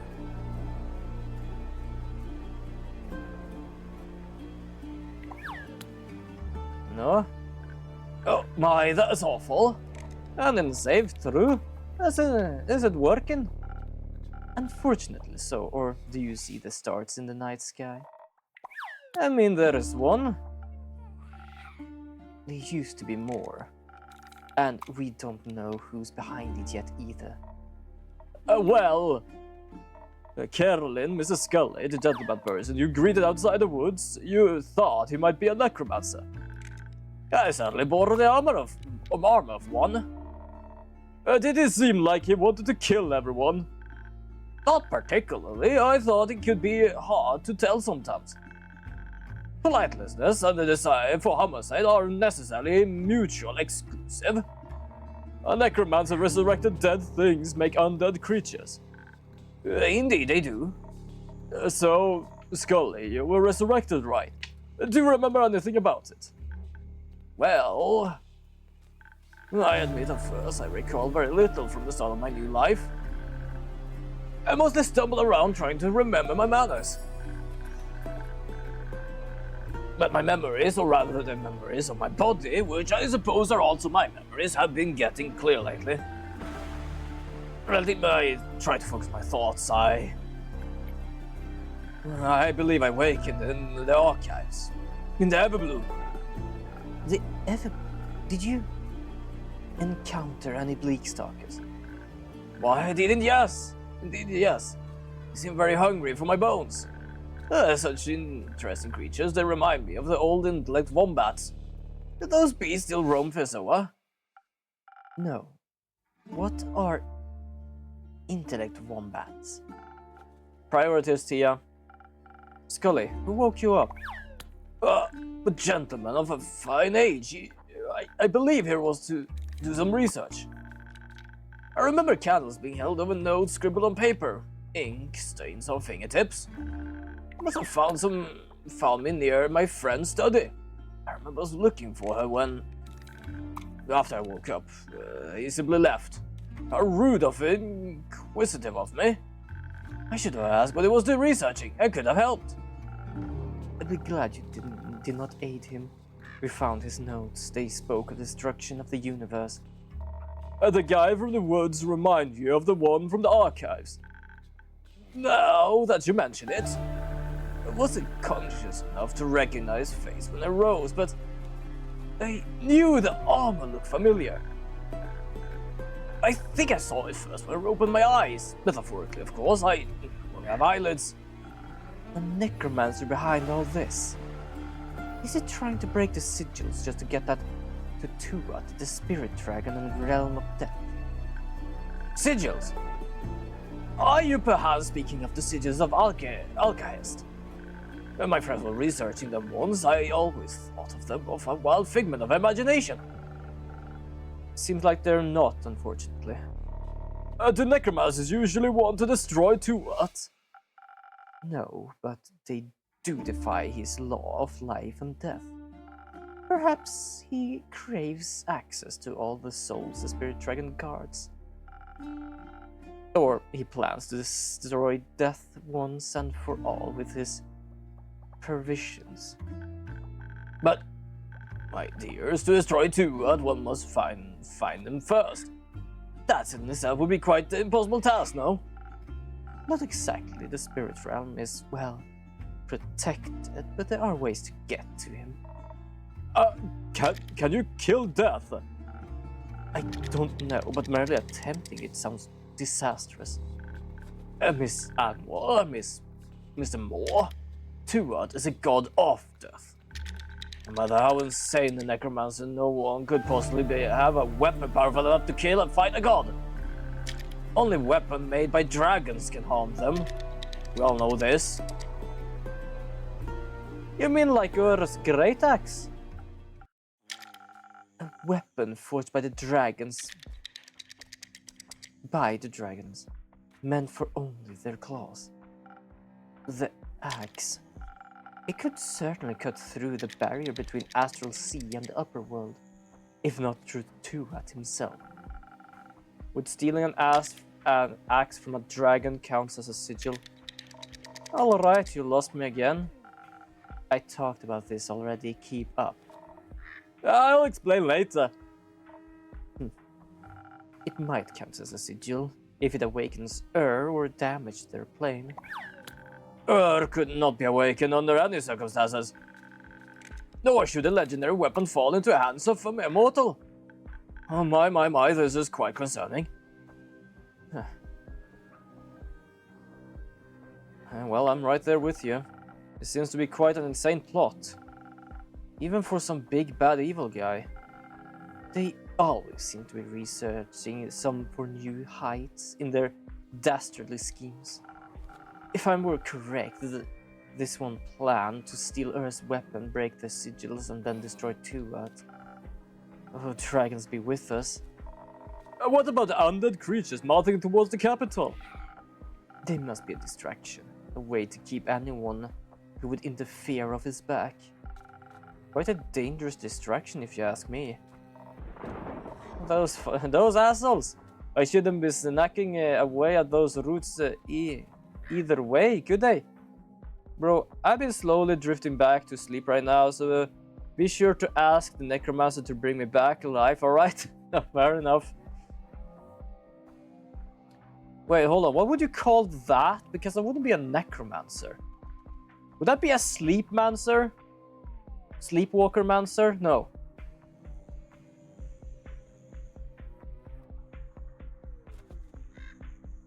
There has to be a name for that. No. And for those sigils of alcohol zest you keep talking about, I could do what? Destroy the tree. Somnomancer, I guess. That's a fucking great name, to be honest. Somnomancer. A person basically to be able to wake up the sleeping, but not only wake them up, but basically make them controlled sleepwalkers. That is actually kind of a power, holy fuck. I just realized the scary thought of that, because yes, a necromancer is capable of bringing back the dead, and the necromancer is basically, if they lose their power, they don't have a control over them. And the same thing goes for a somnomancer, but they actually have still living people under their control. I feel like that's more terrifying. Jesus, a somnomancer. I think we just created a horrible goddamn mage class. Jesus. The spirit realm rests above all others in the canopy of our world. If what we believe to be this monster's plan succeed, it will collapse down upon the rest of the Aether Three. Not only would the tree fall, free all dead souls, it would destroy the tree, our home, our cosmos, and everything below it. It would destroy the world as we know it. Not to mention Tuat might die. I don't think I have to explain why dying would be a bad thing. Once again, can he die? Wouldn't risk it. Oh damn, that's like being a zombie and still having your conscience. Yeah, exactly. Except that you're still sleeping. So technically you don't know what's happening. You're in like a slumber, in a dream where you can't wake up. Until the magic is broken and you're waking up and like, what the fuck am I doing here? So technically, yes, you have your conscience still there. But it's not with you, it's basically in slumber. Like, you know, sleepwalkers. They do things because they're basically, I don't know, living a dream.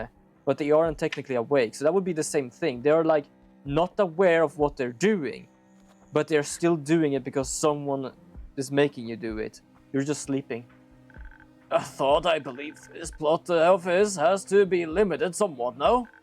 Perhaps to the transitional period between the astral moon and the dying moon. Only then would the well between Cassiopeia and Tuat be thin enough for a ritual for such a magnitude to success. Wait, what you mean is this can only happen the night between the 35th of Cassiopeia and the 1st of Tuat? So it can only work in 4 days or next year. Precisely. I guess you can't have a ritual without unnecessary complicated rules. Also, I'm pretty certain someone talked to me about the 35th of something, and I'm kind of worried about that now. I just don't know where... I can't really read... Oh! No, wait! The ominous letter! 35th of Cassiopeia. Did he say 35th of... Oh shit, wait, hold on. Oh, fuck. Imagine falling asleep on bed, waking up all bloodied in the middle of a road. You would probably think you're either drunk or was just heavy sleepwalker. Yeah, exactly. But no, it was a somnomancer. That's actually a more scarier thought, because yeah, sure, zombies, everything, you can't really kill them because they aren't alive. You have to take care of the necromancer dealing with them. But a somnomancer, do you really want to attack innocent people? Not really.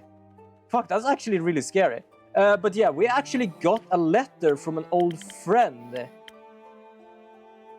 And it's just saying, watch the sky closely on the 35th of Cassiopeia.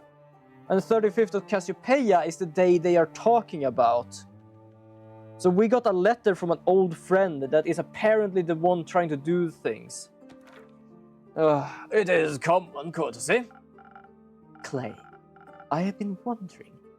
Remember that man we saw on our way back near Marrow Castle? Yes. Do you think he might have been the same guy? I do. Strange armor sounds familiar. As does the convenient proximity to destruction. How's my boy Aura doing? Or did he choose to change his name again? I think it's called Dave. Yeah, his name is Dave. I think. He was kind of reluctant to try and find a new name. But yeah, he's doing well. Melly came back, so he's taking care of her now, but he's still very worried about Fable. And more so, that blood of the first vampire Cal spoke of. Part of the ritual to safely traverse the astral sea involves having an associated anchor for your destination. To find Tuat, you need something to connect to him. Like the blood of a vampire eternally bound to... Oh, that's nice, but all of the names, you choose Dave? I think he was not too bothered because he literally came back talking to his parents. And I think, like, he was not caring enough for finding a new name because they called him something, but he didn't want to tell what they called him. So he just said Dave. Like the blood of a vampire eternally bound to him. Yes. Maybe our villain got his hands on it. Perhaps he knows more of Cassiopeia than anticipated. All of this out of context shit is giving me an headache. And Kip got another drink to spare to help with all this mess. Something powerful enough to get me through this. Anything for you, Lynn? I'm just waiting for Fable to come back with whatever is necessary. Okay, yeah, I'm giving you a cursed coffee to basically keep you up and keep you awake.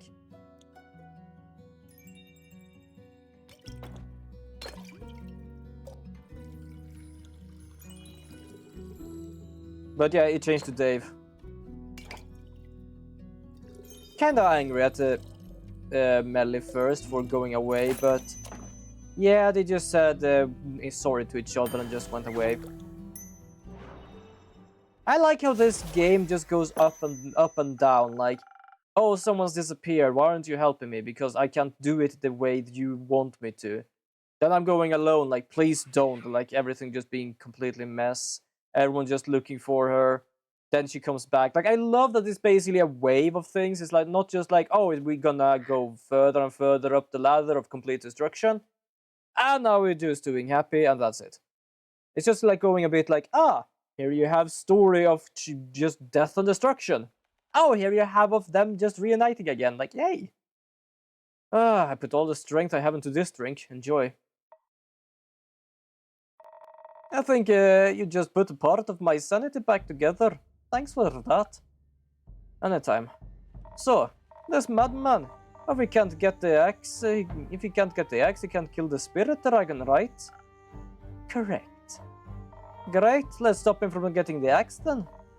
A great idea! Oh, sorry, for some reason I couldn't really make his voice for such a small line. I know. Now how do we do that? Well, first the necromancer needs to find it. For that, we had to go to Ur's realm. Thanks to portals, that is entirely within the realm of possibility. One could simply have a journey through one of the portals to the Twilight Chasm, and then enter the endless caves through the Nightmare Realm. Nothing easier than that.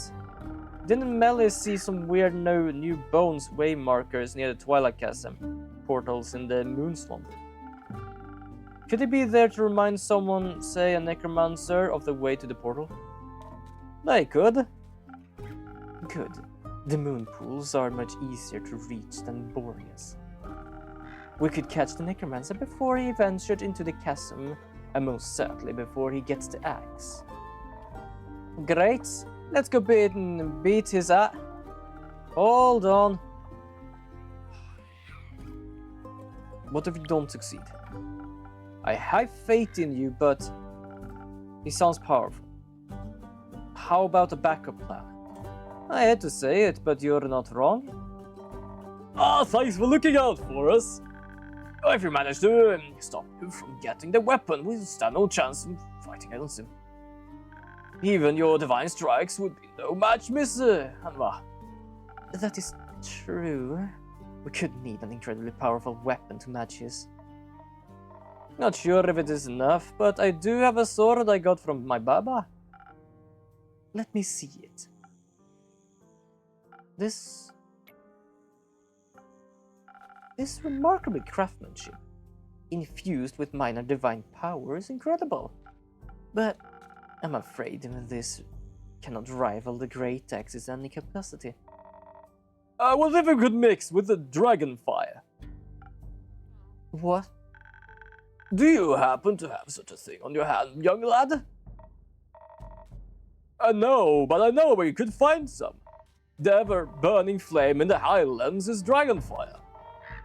When you wanted to see Thea, I think you might know a good time for that. You're right. The dragonfire merged with Karen's blessed sword. Blue Sky, oh, you just saw that. That is basically a new Twitter. Blue Sky is a new Twitter. I'm using both. The other one, the Blue Sky, is still kind of going on with things. So it's not as alive, but it's basically Twitter. There is not so much different here. I just saw that now. What the heck? Yeah. I started using it as well. Not much happening too much there. I'm mostly just using it for my announcements. It wouldn't be as powerful as the axe, but it might give us a fighting chance. If we had a master craftsman to forge it, that is. Rhea, she's a blacksmith. Would be great for her competition for sure. Yeah, my sword would get her first place, no question. I'll make sure to bring that up while I'm trying to convince her. Thanks for the idea. I'm pretty certain that's the best idea because that's what she's trying to do right now. Very well. I'm sure Miss Mastersmith Frostgrip will be delighted with this opportunity. Having her on our side makes me even more confident that we can stop this necromancer's plan. I have the utmost faith in us, and I know the aperture and its astral portals are well protected, even if it could fail. Though, I don't believe we will, because I know I'm strong enough to best this battle, and that Clay is as well. Ah, the other two! Yes, the others too. I'll be honest, I'm not sure if the 4 of you will be enough. Oh, don't worry. There'll be a lot of more people we can ask for help. Like you. Like me. Ask away. I knew we could count on you. You collect everything we talked about, right? Try my best. Could you write us up 2 quests for all this? I think we just split up our resources so we could get the backup plan going at the same time. Oh, good idea, young man. Plus, that'll give us an excuse to have your drinks help us. Not that you would need an excuse, but I appreciate you following my rituals. I see what I can do. I should have something written up first thing in the morning. I trusted you as you trusted us. Deeply. Yes. Deeply, and with the knowledge that together we're stronger. Why does she look like she really hates saying that? We'll see you in the morning then.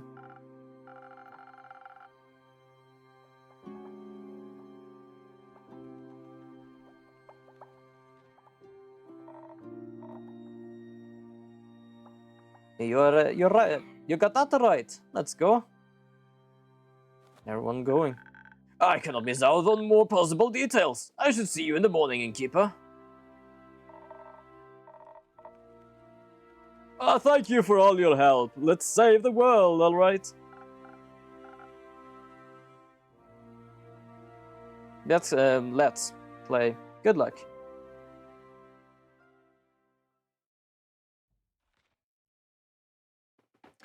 Okay, let's try to find this. Luckily, we have this little hint button now. Carolyn Grand Greatsword belonged to her grandmother, allegedly a gift from the dragons themselves. Very impressive, it's true. And the enemy aims for destruction of the Ada tree, needs the greatest for Okay, let's do that later. No number of overly complicated rituals. Only a weapon forged in Dragonfire can resist another draconic weapon's power. Probably that. Come to town likes a creep spooky armor. Legends of clerics say that the flourished flame. I think it's this thing, right? Oh yeah, Heir of the Dragon Flame. Okay. And the wondrous plane of can be accessed through the Twilight Chasm. To reach to what? Through the Dream Place. Aims for the Tree of Destruction. Either tree. Great Axe is hidden in somewhere. Ah, okay, wait.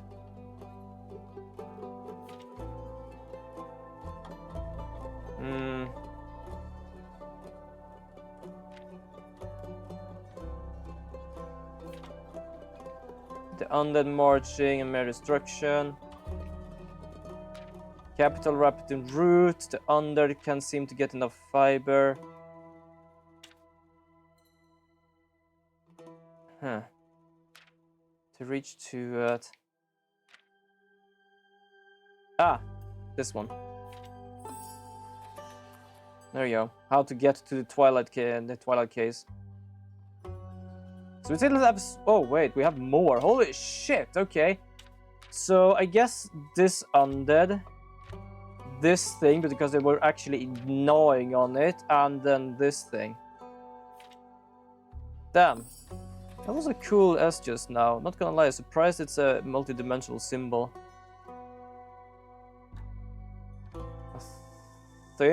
Yeah, I just realized, I think I've seen it in this game as well here. Over the they're approaching the capital, their insatiable hunger for the local flora leads them to expose tree roots of the Ether tree.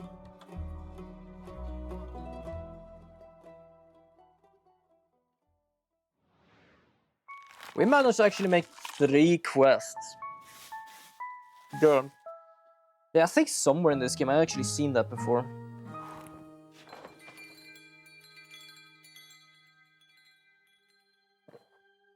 Wait, what day is it? Oh yeah, it's like... Fuck, 3 more days. 3 more days until the end of the fucking world. Okay, let me just check some things here. I just know we talked about an S. Whoa, wait, hold on. We're talking about this S? Whoa, is people just taking quests now? I'm trying to find the S you're talking about. I don't know, I must have missed it. Good morning. Yeah, good morning. Good morning, good morning. Slept well?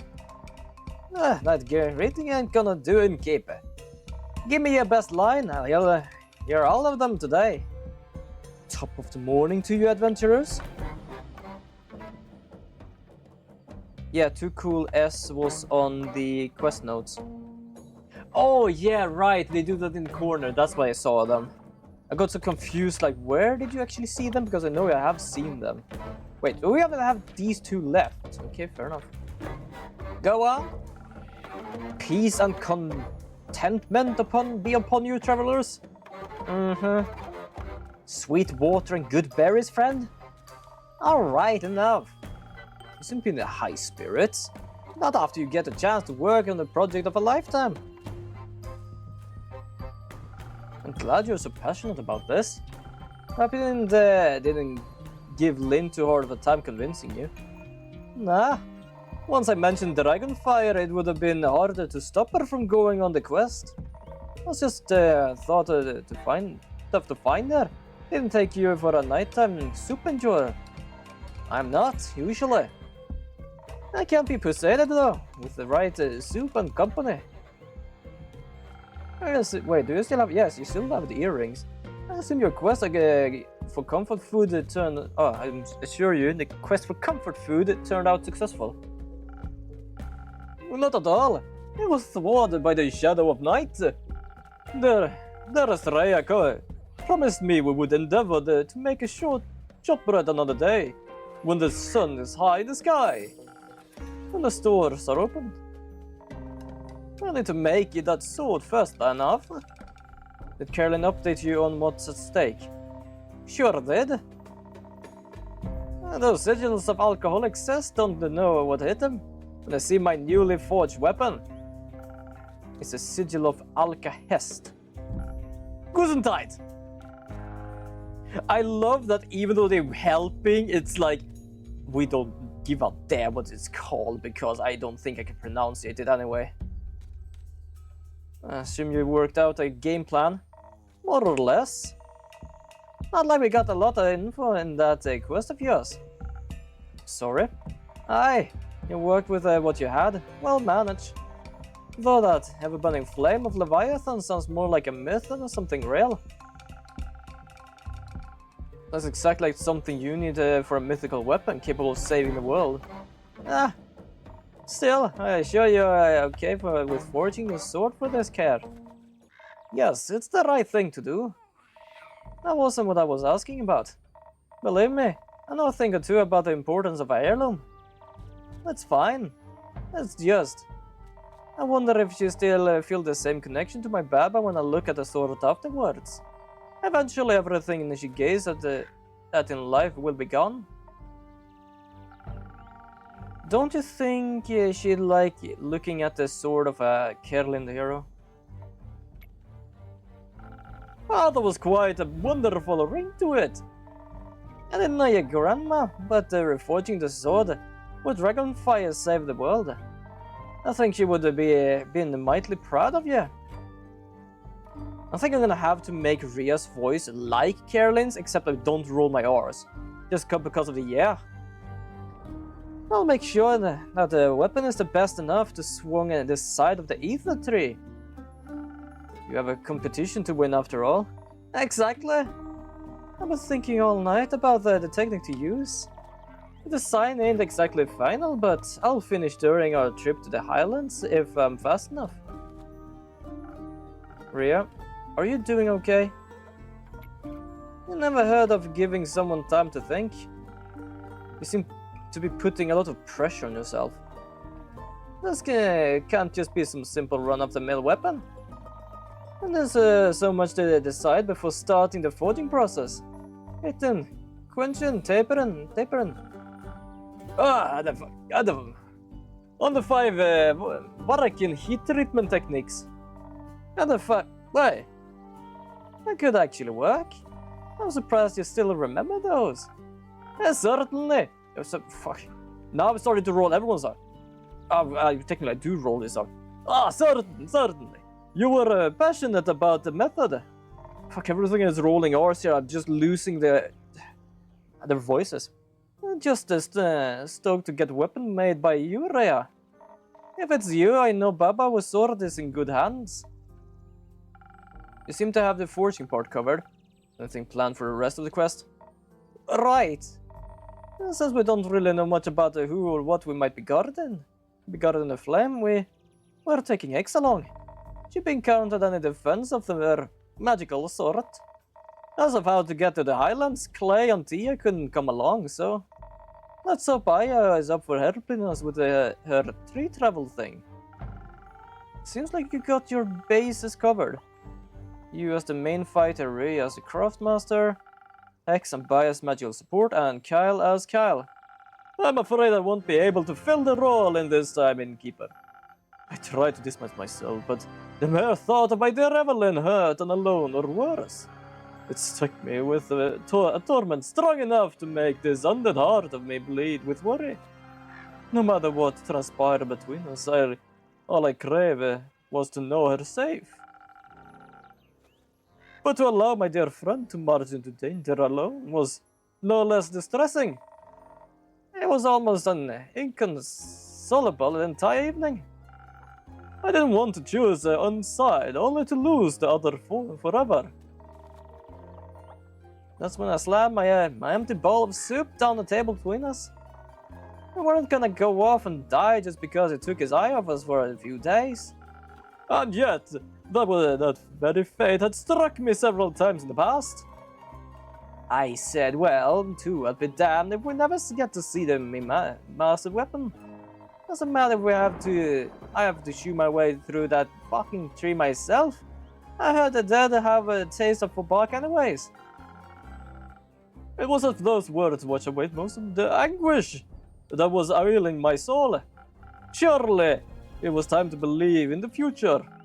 As I reconciled with the past, I believe I left behind, all for my most cherished people.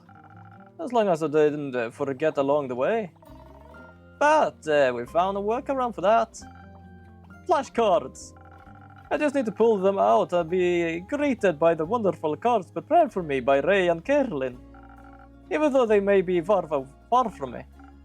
That sounds great, Kyle. There's one about you as well. I'm honored. Since you thought of everything then. Hopefully. Some help from your drink could be might appreciated nonetheless. Anything particular in mind? Some fire resistant.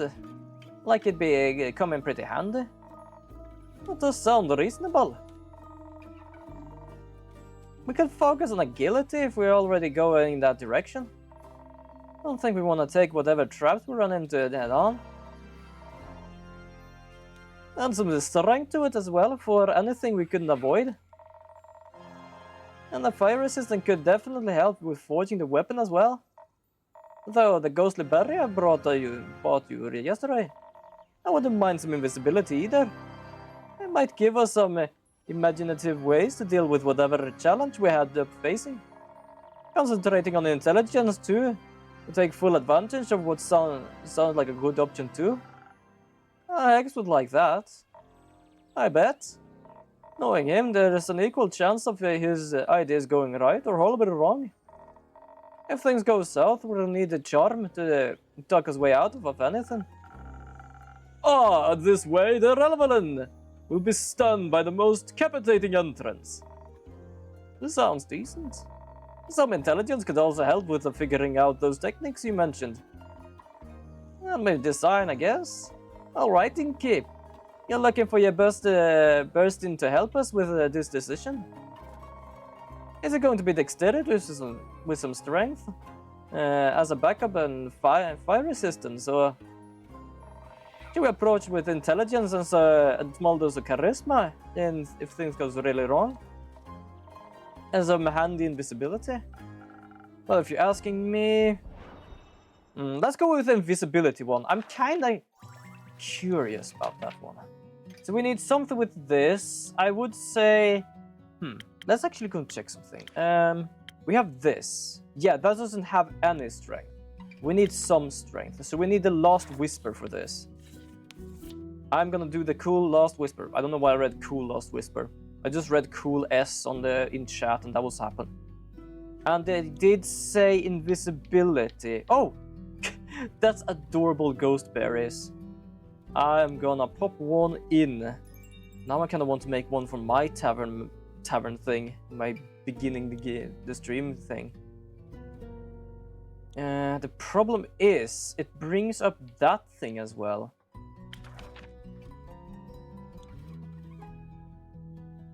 No, wait. Oh, that's a speed one. Hold on, I was thinking of the other one. I was thinking of this thing. Okay. Shit. I completely thought of the wrong thing. Ah, this one. Because I kind of wanted to go with this one, just because of making the sword feels better than to only get the goddamn thing. So ghost berries, now I understand why it felt so wrong first. I was thinking of the other one. There we go. Oh, we're gonna do one more of this. Huh. I think we have enough.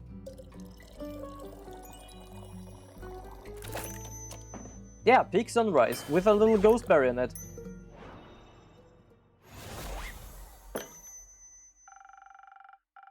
If you want to force that weapon properly, it might be best to reserve your strength. Also, enjoy guarding the flame. Guarding the flames should be pretty invested in the dragon's well-being. So here, to solve the challenge ahead of you, clearly. Appreciate it, Innkeeper. I think this will put us right on the right track. And with that, we are off to the Highlands. Me and Cal are gonna go and grab X before I let him go and check his ex-wife. You go and get Baya? Sure. Good. Alright, that's it, Innkeep. One last line for good luck. Make it count. Mind the creaky step on your way out? Yeah, fair. Farewell there. Fare thee well in there, Innkeep. I love that she's trying to basically like break the fourth wall by, oh, tell me something I've not heard any other generic innkeeper say. And it's like, huh? Kinda weird, isn't it? What is?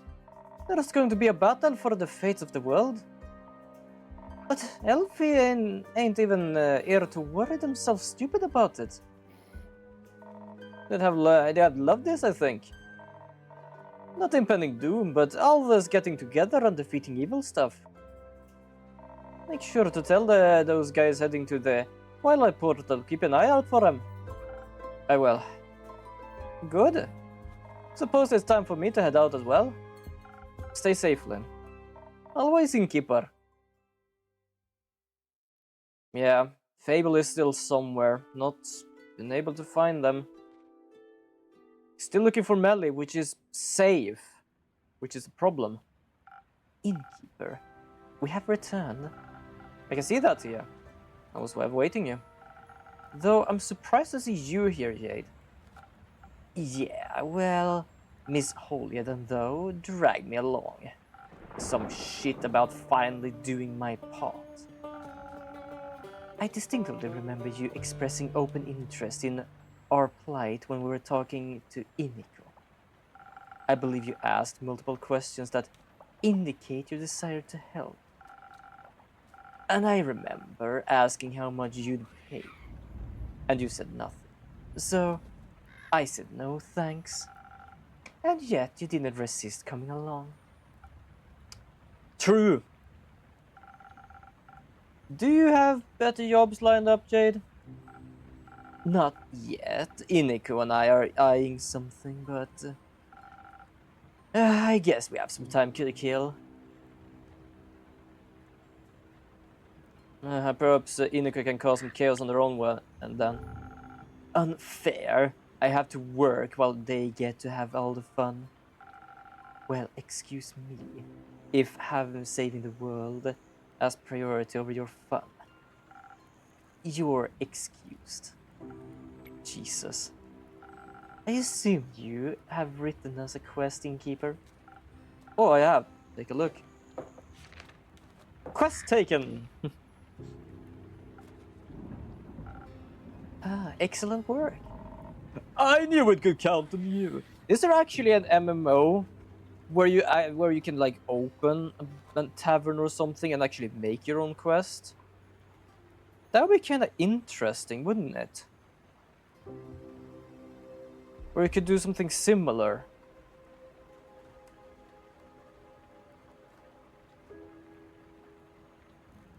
Is there any that has done that? Because I know they show me a lot of like different things, like Final Fantasy, or like I don't know if this is called RuneScape. I think it was not RuneScape, but something else, like Avalon or something. Albion Online, that was what it was called, where basically everything you do is your own thing. But like, would it be? Does exist a game where it's not just like you get quests by talking to the people and like, here you have a story-driven quest or a hard-coded quest? But basically, people can quest other people something to get it. I feel like that would be kind of interesting. Because, like, sure, you might be able to, like, need to make a weapon. You can do a quest for a weapon thing, or a quest for, like, a weapon exchange thing, sells the weapon. I don't know. I just, for some reason, that thought kind of went like, ooh, that actually feels kind of interesting. For those who doesn't want to have the epic adventure, but basically be on the sidelines of, I can take care of quests as long as you do something there. I don't know, it was just a thought I just had. Let me have a look at that. We just have to catch the guy at the portal. Seems quite simple enough. We could even set up an ambush. Or be just sneaky if he's already there. You can sneak, big guy? Oh, I can do a lot of things. A few years back, I spent my time with some lithic panthers who showed me how to sneak up on anybody. I just don't like doing it. It seems a bit rude, John. Don't you? No, I don't. Well, I think the situation calls for a little rudeness. Agreed, it does, and for some little manpower. I think we're better off without Indico's chaos, but there are plenty of other people available. Hex suggested taking Voy along. He's great at distractions and knows his way around the Twilight Chasm. You should have quest lead into it. Apparently has family there, though I hope we don't need to disturb them. Anyone else? We considered a whole lot more, but Scully and Grace made a good point. They said not everyone is battle-tested and that it'd be reckless to take inexperienced adventurers along. They also said we could look into more backup plans for the backup plan. I think they just want an excuse to do some more research and stay away from bloodshed. Just kind of curious what actually now is streaming, hold on. Oh, Genshin, fair enough. Can't blame them. Melly really wanted to come too, but Dave said no. Is he coming himself? Of course. Made those two ask him before we got here. We needed good fighters, and Kid got some talent. I hope he said goodbye properly this time. Carely made sure he did. Never saw a more terrifying death glare in my whole life. It was very impressive. It was. So, are you finished with your questions? Actually, could you review the plan for me one more time? Oh, sorry, there was the wrong person. Actually, could you review the plan for me one more time? It's been a long couple of weeks. Sure. So listen up. We made it into the Twilight Portal by the moon pools and stop our big bad evil fucker from getting through. Yeah, I know I'm swearing. I just, for some reason, just like filling the blanks. If we fail that, or if he's faster than us, we chase him through the Twilight Chasm and into Ur. And we prevent him from getting that fancy axe. And if that fails, well, we stop him at all costs. Sounds like a good plan. While we're at it, will you keep an eye out for Fable for me? Of course! Now, Innkeeper, by the dragons and all that is holding this world, can we count on your help again? Yep. What do you need? Easy. We just need to be quicker than that maniac. We should be the first to reach the portal. And we should be the first to attack him, and all while dodging his counterattacks. Outspeeding him seems to be like the smartest option here. You're wrong. It is foolish to think his strikes won't be powerful. we need to be well protected against him, so we can take him down before he really hurts any of us. Don't be stupid. If we're fast enough, he won't even get a chance to hurt us. I like you to say that when you're lying at Bullion. Okay, maybe we can need both. It's just the balance that counts. We can balance on the whole defense, but keep some dexterity in the back pocket. And maybe some of those fast infusion thingies could make up the difference. I could hasten you with some golden feathers or saber fangs. Great! Alternatively, we could go over with a lot of dexterity instead, and with a little help of defense on top. Gotta make sure we don't get hurt. You could give us one of that frost armor. Scully says we wants to try some out someday. Sure thing, I've got some frozen pine cones left for that. I don't think Jade and Tina can make a decision without bloodshed. Could you help us? Of course, I know what to do. Technically I don't, I just try something. So one is more of the other. That's actually kind of an interesting thing. I feel like the speed is best because yes, it might be powerful, but they want to stop him. I feel like just being defensive and it's like, oh hey, we're here now, like oops. So I feel like doing speed might be the good thing. Yeah, let's do this with a little bit of defense. This has some defense. So I think this is a good one. Because I don't think the other one really has much defense. Well, it has kind of the same amount of defense, actually. Okay, let's do this one this time. And we needed what for a fusion? Okay. The frost berries, because those are the only one with the freezing thing. Yep, I think this would help. We only need more of this, because 3 doesn't really count anymore. We need 4.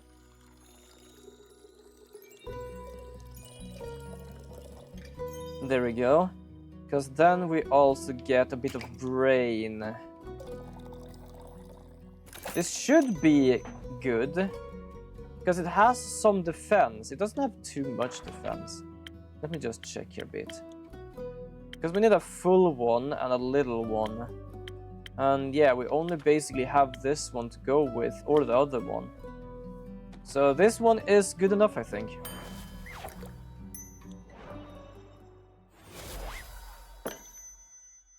You can never go wrong with dexterity. Plus, you'll be able to show off your cool frost armor when his blade shatters against it, or whatever. I knew you made the right choice, Inky. There was no right choice, Jade. You both wanted the same thing in different proportions. And you choose the cooler one. Or the more reckless one. I'll wait outside. Catch up with me when you're ready to admit I was right. Alright, Clay, let's go. Clay? Should I? Are you okay? No, I don't think so. I'm just scared. Of what? Of all this, the fate of the world is very heavy weight to bear, don't you think? What if someone gets hurt? I can't stop it. What if I can't protect you and the others and the world and the ferrets? Clay, stop, please. For a moment, just stop. I know this is scary. Truth be told, I'm scared too. My whole life has been building up to this moment. I've always been told I'm meant to save people. And if I can't, what's the point of me, you know? You are the point. I'm glad you exist, even if you don't save anyone. You're not some mythical savior, you're my friend. Sorry.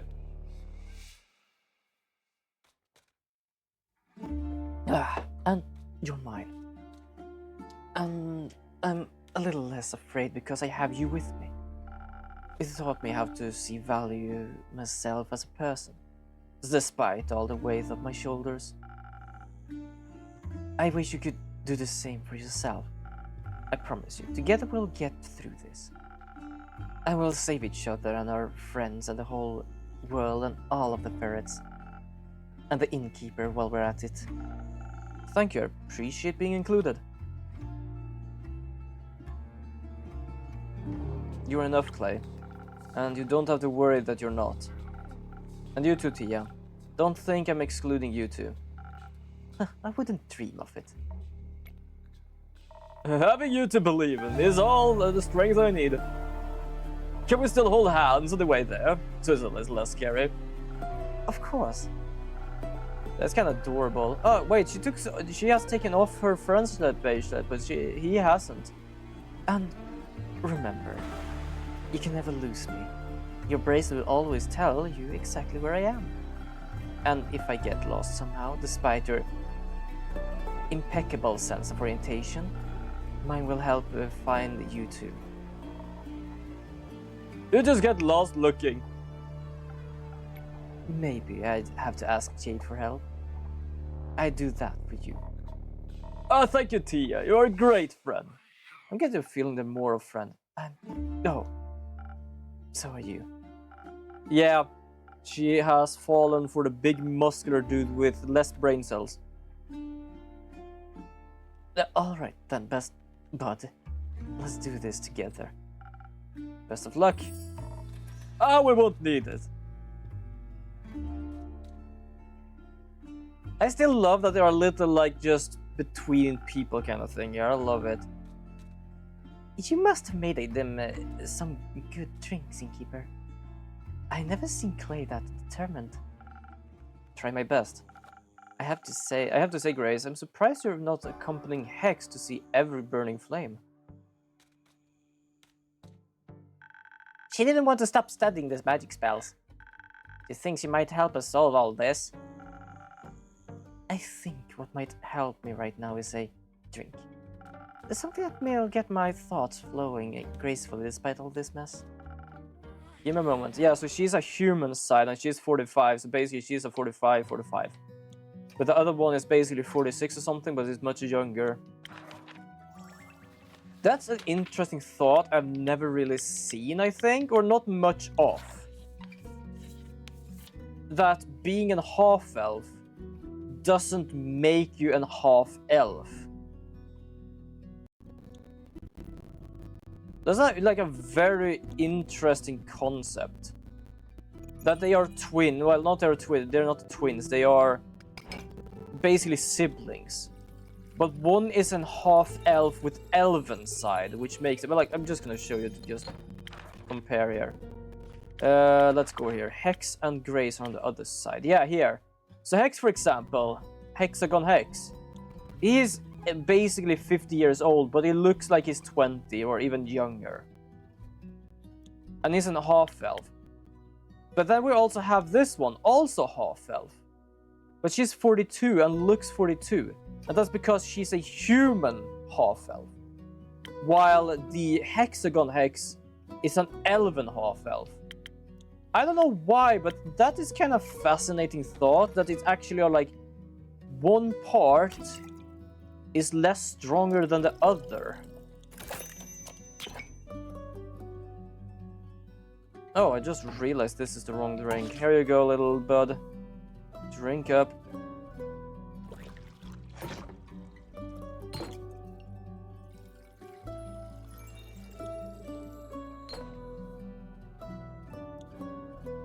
But no, wait, actually, I just realized.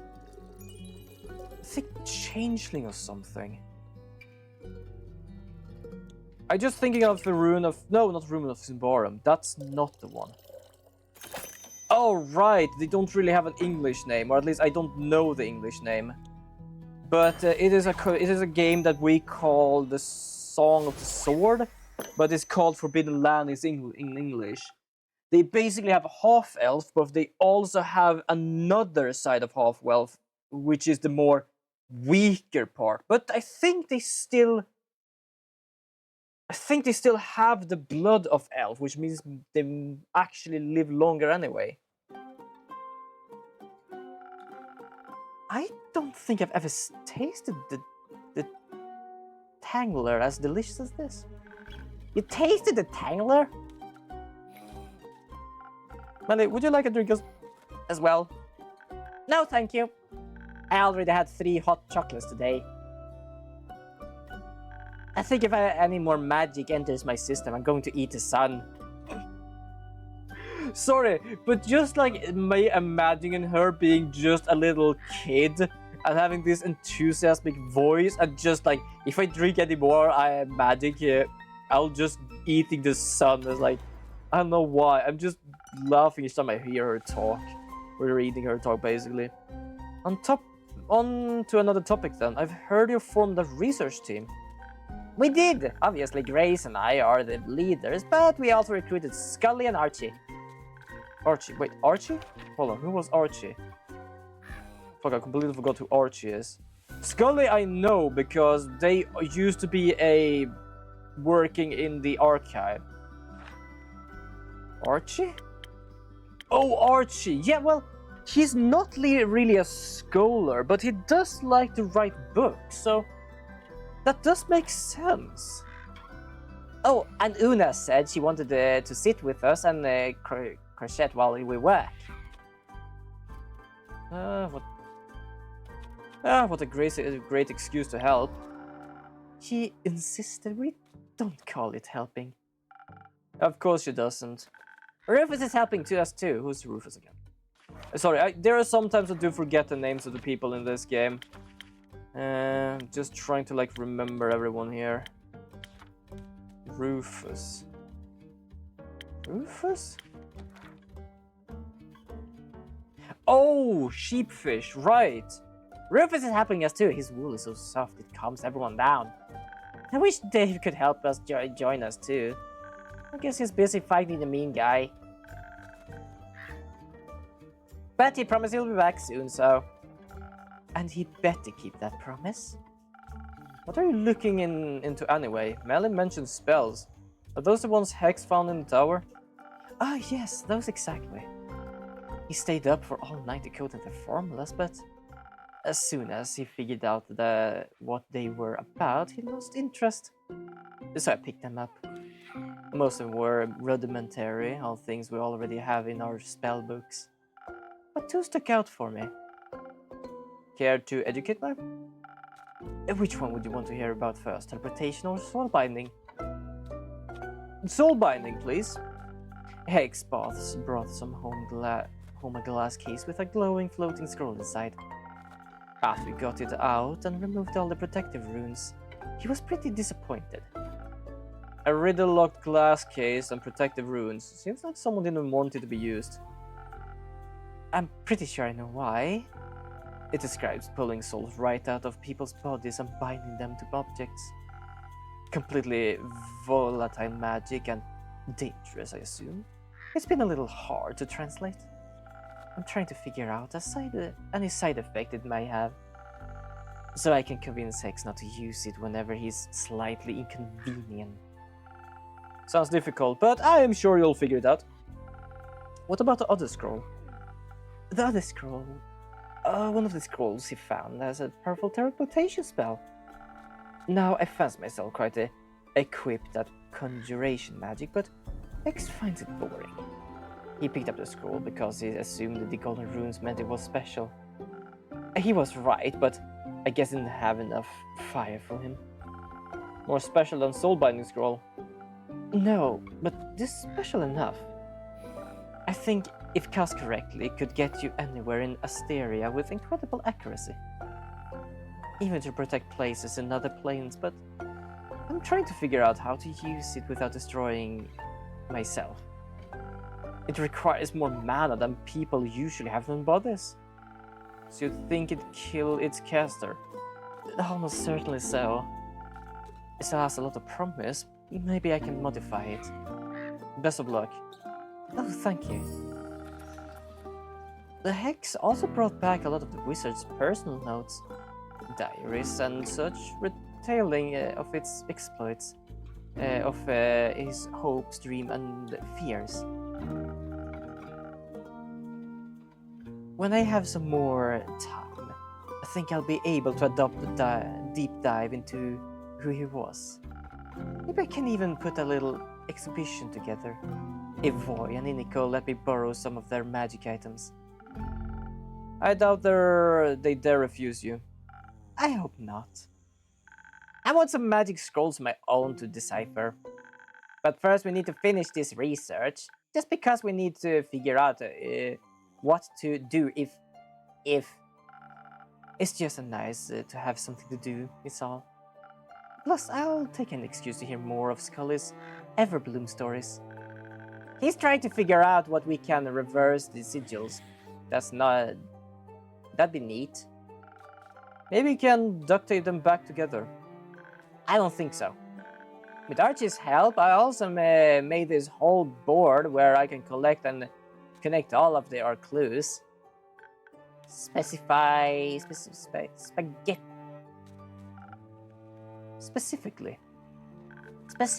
I've been looking into exactly that necromancy guy could be. Clay said he noticed some flowers on his armor, and I think that might be a clue.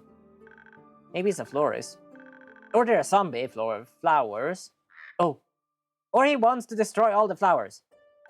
I need to figure out what his motive is. Because if we can figure out his motive, we can figure out who he is.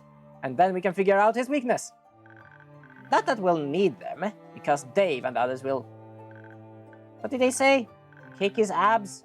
But looking at it make me... calmer? Yes. They'll be alright, right, Inkeep? The zombies aren't going to eat them like they ate my parents. They won't. They're all protecting each other. They'll come back for you. I hope so. I don't want that to happen again. I miss my parents. I wish they were here to hold my hand. What were they like? Well, I remember my dad always told me bedtime stories about swashbuckling burglars. And I remember my mom loving making things out of yarn, especially socks.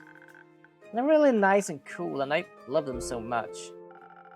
I know I can't praise your parents, but is it okay if I hold your hand until David, Carolyn, and Fable come back? That'd be nice. I feel a lot safer with them around, you know, like I'm home again. You are home. I think so too. But enough dramatic backstory. I'm turning into Dave. Just less repressed and gay. I'm gay for Fable. Sorry. Okay, that came out of nowhere. Gay for Fable. Sorry. Hold on. Did just a 10-year-old cat girl say that? Just less repressed and gay for Fable. Okay, sorry. That I was not prepared for that. I knew that Fable and him had something together, and I have basically been making that a thing. But I did not expect this cat kid to say being gay for Fable. Sorry. Oh my god, that was like a left hook on my funny bone, and I don't know why. Oh, dear lord. Maybe it's time to head out. We'll update you on our research tomorrow, Inkeep, but first, we're going to get a lot of ice cream. Exactly. Luna promised you'd make some. Save some for me. We'll try. Oh, dear lord, I'm not gonna lie, I actually got a tear-eyed from that, but that's also because my eyes are still scratching from things. Oh, hello there. It's been a while since you last showed up. Thought something might have happened here. I'm sure you went home without saying goodbye. I wouldn't do that, my friend. I ended up finding those golden loon feathers quickly, with a little help from Voyage. But with everything going down, I decided to stick around and help those in need. That sounds just like you. I feel like someone said this is actually a person, I just don't know who. How are things with you, though?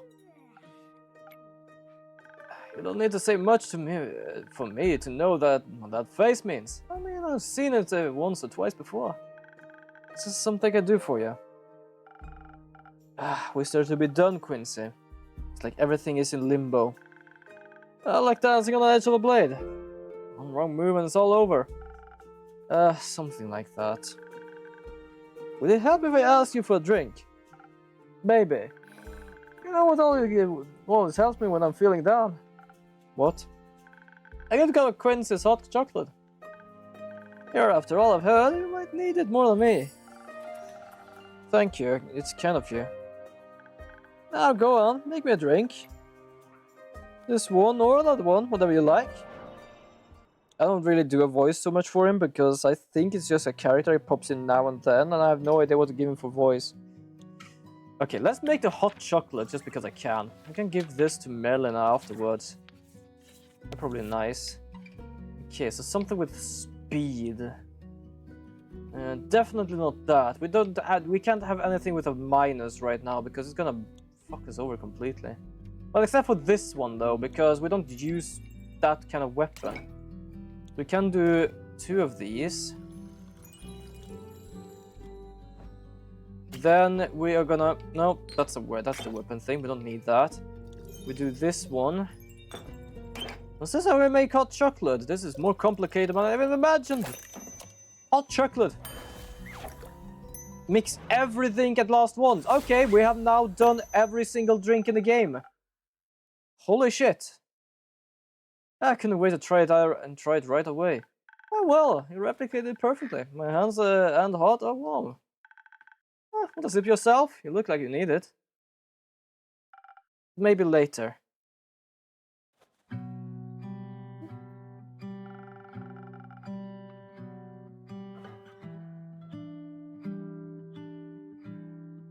Maybe this drink will be warmer than the current of these tides.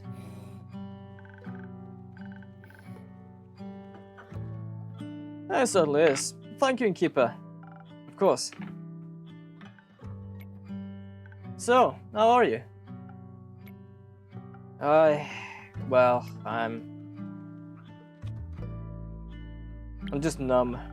I neither worried nor elated. I'm just avoiding thinking about it at all costs. Yeah, no. Even when I think about it, I can't quite reach the feeling I know where I'm supposed to be there.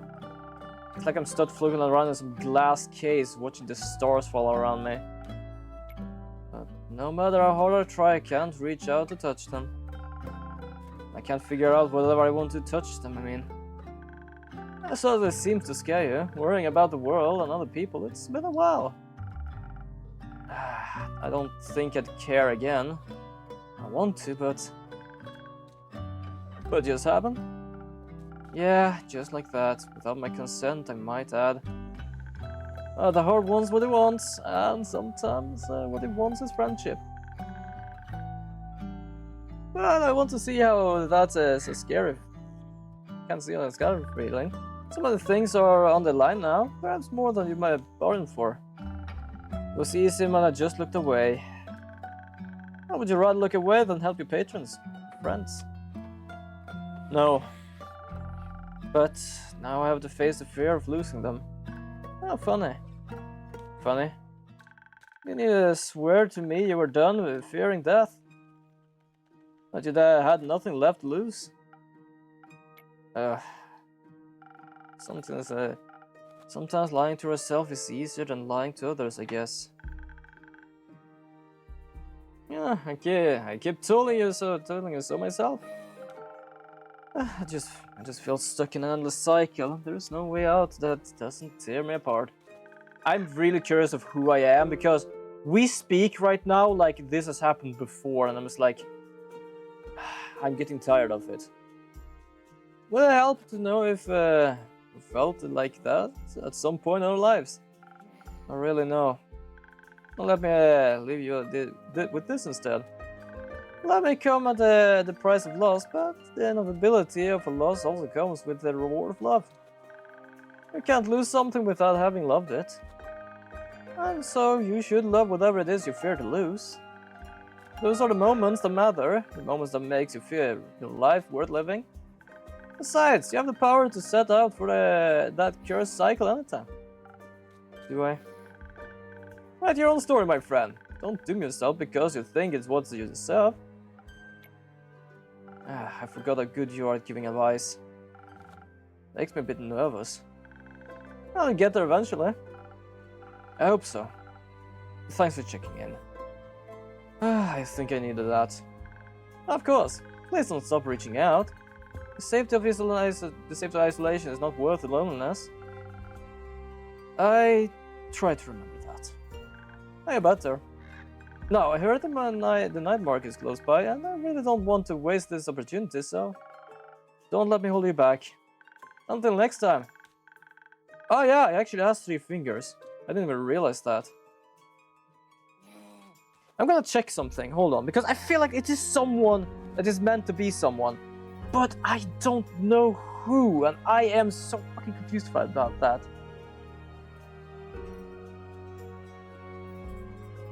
I'm really confused about that, and it's just like annoying the hell out of me. Also, I'm doing some stuff in the background now while I'm doing that because I'm just making sure. Wait, how did I manage to do this? That wasn't the one I was looking for. There we go. Just gonna check some stuff. Oh, holy shit. Yeah, we're gonna open this one as well. We're gonna open Neo's stream. And we're gonna go to Quinny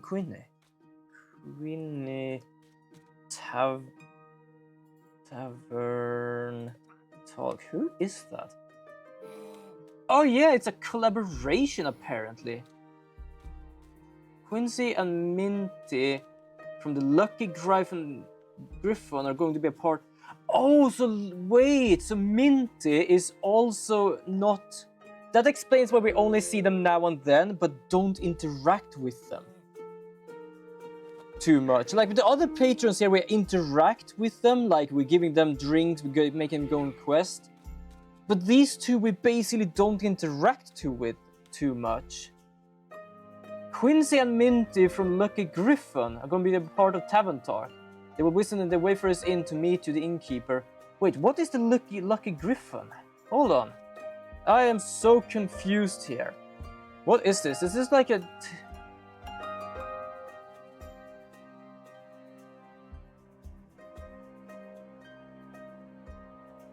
It's created by a... Apparently it's created by a... It's a book. The Lucky Griffin. The Traveler's Guide to the Lucky Griffin. So that is the collaboration. It's apparently a collaboration between books. That is actually really interesting and fascinating. Huh. I thought it was like a person, but no. Why don't I get a catchphrase? Oh well, guess it might comes with age, maybe next millennium.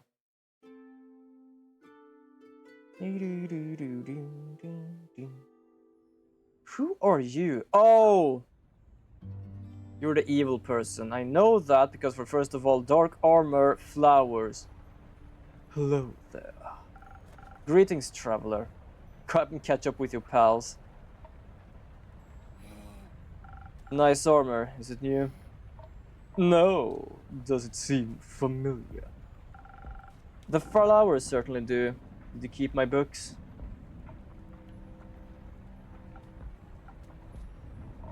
You know, I imagine this place differently. It's nice. Thank you. But I thought you were long gone by now, after all. You like running, don't you? I like it here. Though, your visit is making me consider moving soon. It's too not advised to stay in the same place for far too long anyway. Eventually the past will catch up to you. I figured. What brings you here, really, Quasar? You know, this and that. I paid Marrow Castle a visit. It's quite serene this time of year. What for? Sightseeing. Trespassing. You broke in? I wouldn't phrase it like that. Burglary is incredibly impolite. I was persistent in my approach. Politely, I knocked on the door. Unfortunately, vampires these days has no hospitality. The lady of the house greeted me with a snarl and slammed the door in my face.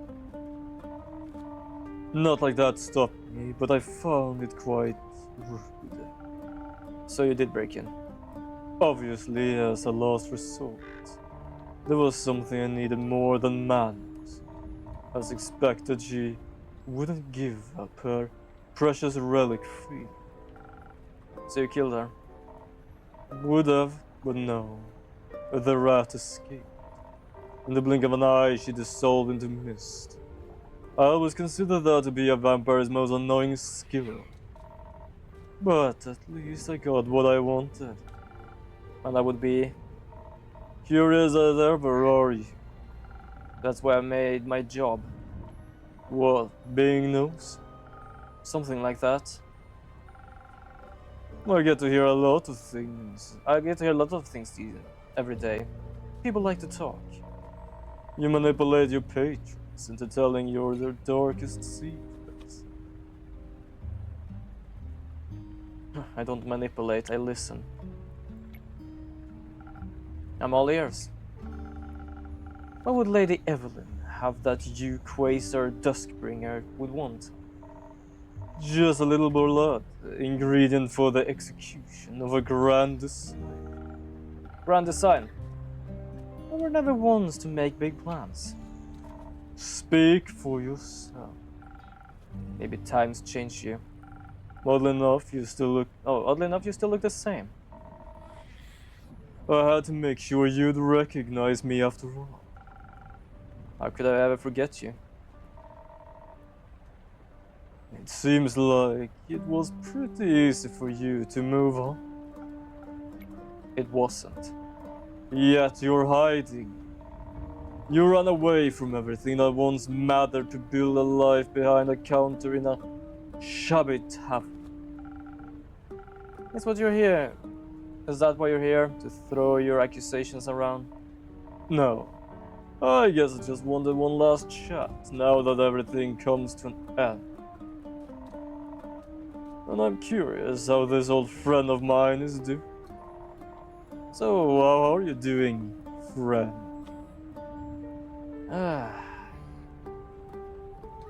I'm full of hope for a better tomorrow. Me too. I'm just afraid that we're hoping for different dawns. We might be. How are you doing? Do you ever want to know? It's my job. And my tavern is open for everyone. Your protective spells beg to differ. They let you through, didn't they? So, how about a drink? And then you tell me whatever it is you need to get off your chest. Sure. Let's see if you still know me well enough. And if you remember what I thought. Of course I do. Yeah, don't worry, Ander. Hold on, I will pet you. I can't pet you. He's too afraid.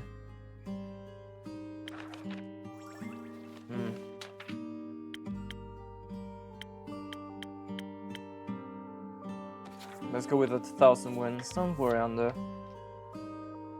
He just seems to be a righteous bastard.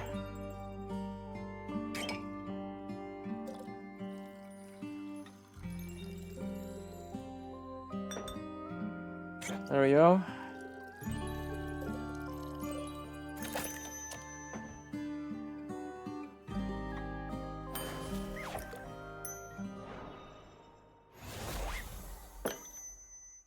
How about this? Sweet and chatty. Not bad. Almost tastes like back in the days. Did you think I'd forget? Yes. I assume you're as good as abandoning memories as you're abandoning people. Ouch. It seems like people are right about one thing. That would be? Your drinks can influence fates.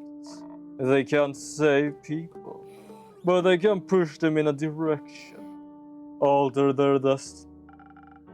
I wouldn't go that far. I simply do my best to support my patrons in their endeavors. Will you support my endeavors? As I said, I serve everyone in this tavern. How noble. How awfully morally grey. How optimistic. It's like nothing changed. I like it that way.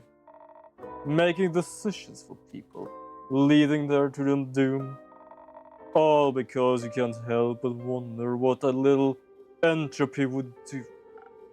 I help. You help. Sure. You always like to help when it was most convenient for you. When it got people to love you. I hope your helping has aided you in forgetting them. I didn't forget them. Oh, is that so? I couldn't sleep for months. My heart bled and bled until there was nothing left to bleed. I was alone. And by the end of it, when nothing was left, there was just one question. How could the one person I trusted with my life turn on me like that? How dare they leave me with nothing but the stars staring at them alone? Wondering whether the blood would ever wash off. And now by the dragons under false light. This is all you've done with your freedom. This dastardly achieved freedom. This. There is still blood on your hands. It took me way too long to realize that I didn't have to give up. That I'm not like you. That it doesn't have to be their blood that sticks to my hands. They're gone. Not for much longer. Soon the star rain and the flood that washed away our yesterday will open the gates to a new tomorrow. A new horizon, unhaunted by still ghosts. Quasar, innkeeper, why would you do something like this? Don't we owe it to them? The you I know would have agreed. The me you knew was foolish. Some situations are hopeless and some decisions aren't easy. Decisions are quite easy if you set your mind to it. Hold on. Say I need to tear apart Cassiopeia's wings for the stars to rain upon Gaia. An ambitious task. I could decide not to abandon my plans because I'm intimidated by the complexity or scared of the consequences, but no. I instead to choose to stick with it and get what I want. I don't give up. I succeed. It truly is that simple if you care. You'll get it done no matter how much effort it may take. Everyone was dead. I wasn't. Didn't we promise to always stand by each other's side? To never be alone again. We did. Didn't they deserve the same? They did.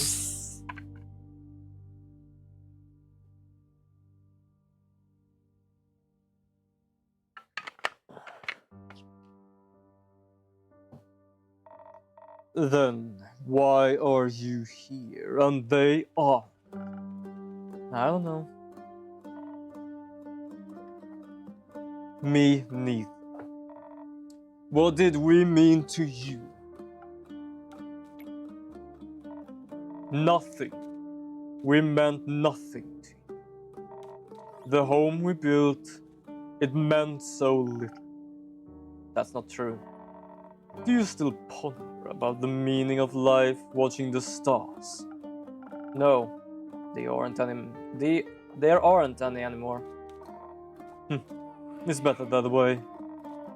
It means there's no risk of getting caught up in trivial things. Like getting caught up in the thought of a world without pain. Like that.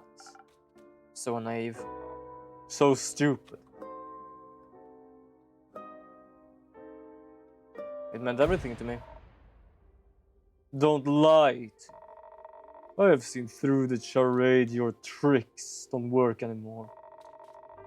Look at the stars now as they lie at your feet.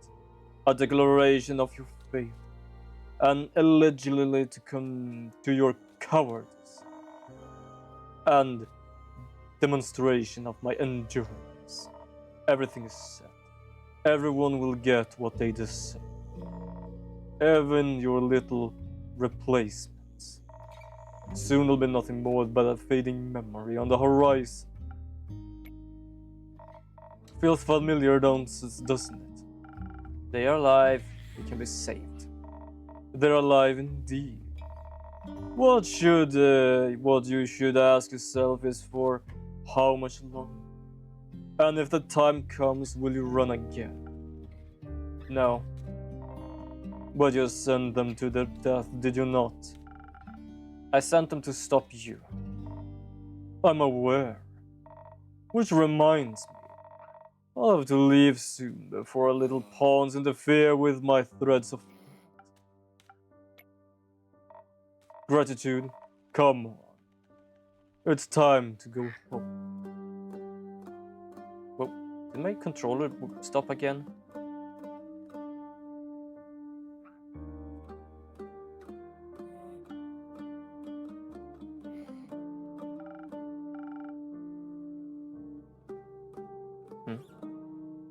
Wait, the bird moved.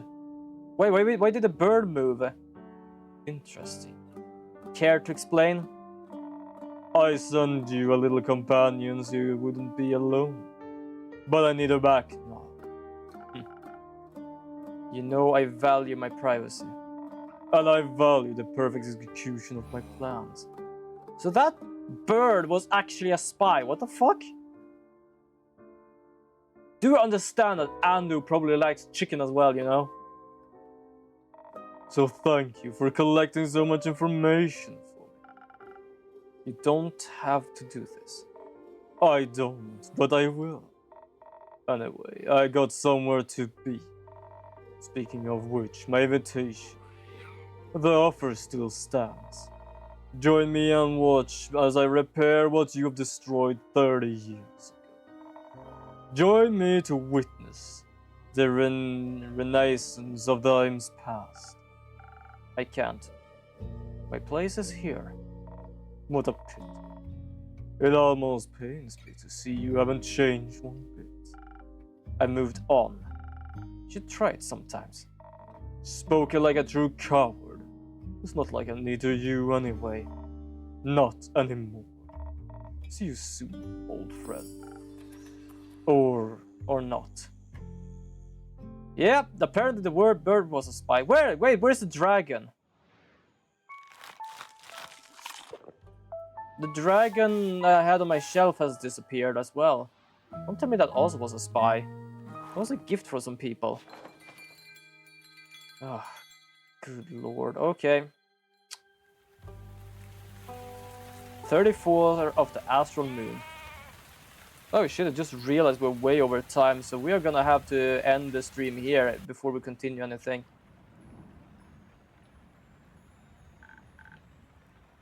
Ah, the dragon is back. I think he just hid himself just as Ander did. But yeah, we're gonna save here and we're gonna go and raid Neon. But I had a wonderful time playing this. I'm still confused of who or what we are, because it sounds like we're something powerful. But they only talk about 30 years, which means like we're not like that old or something.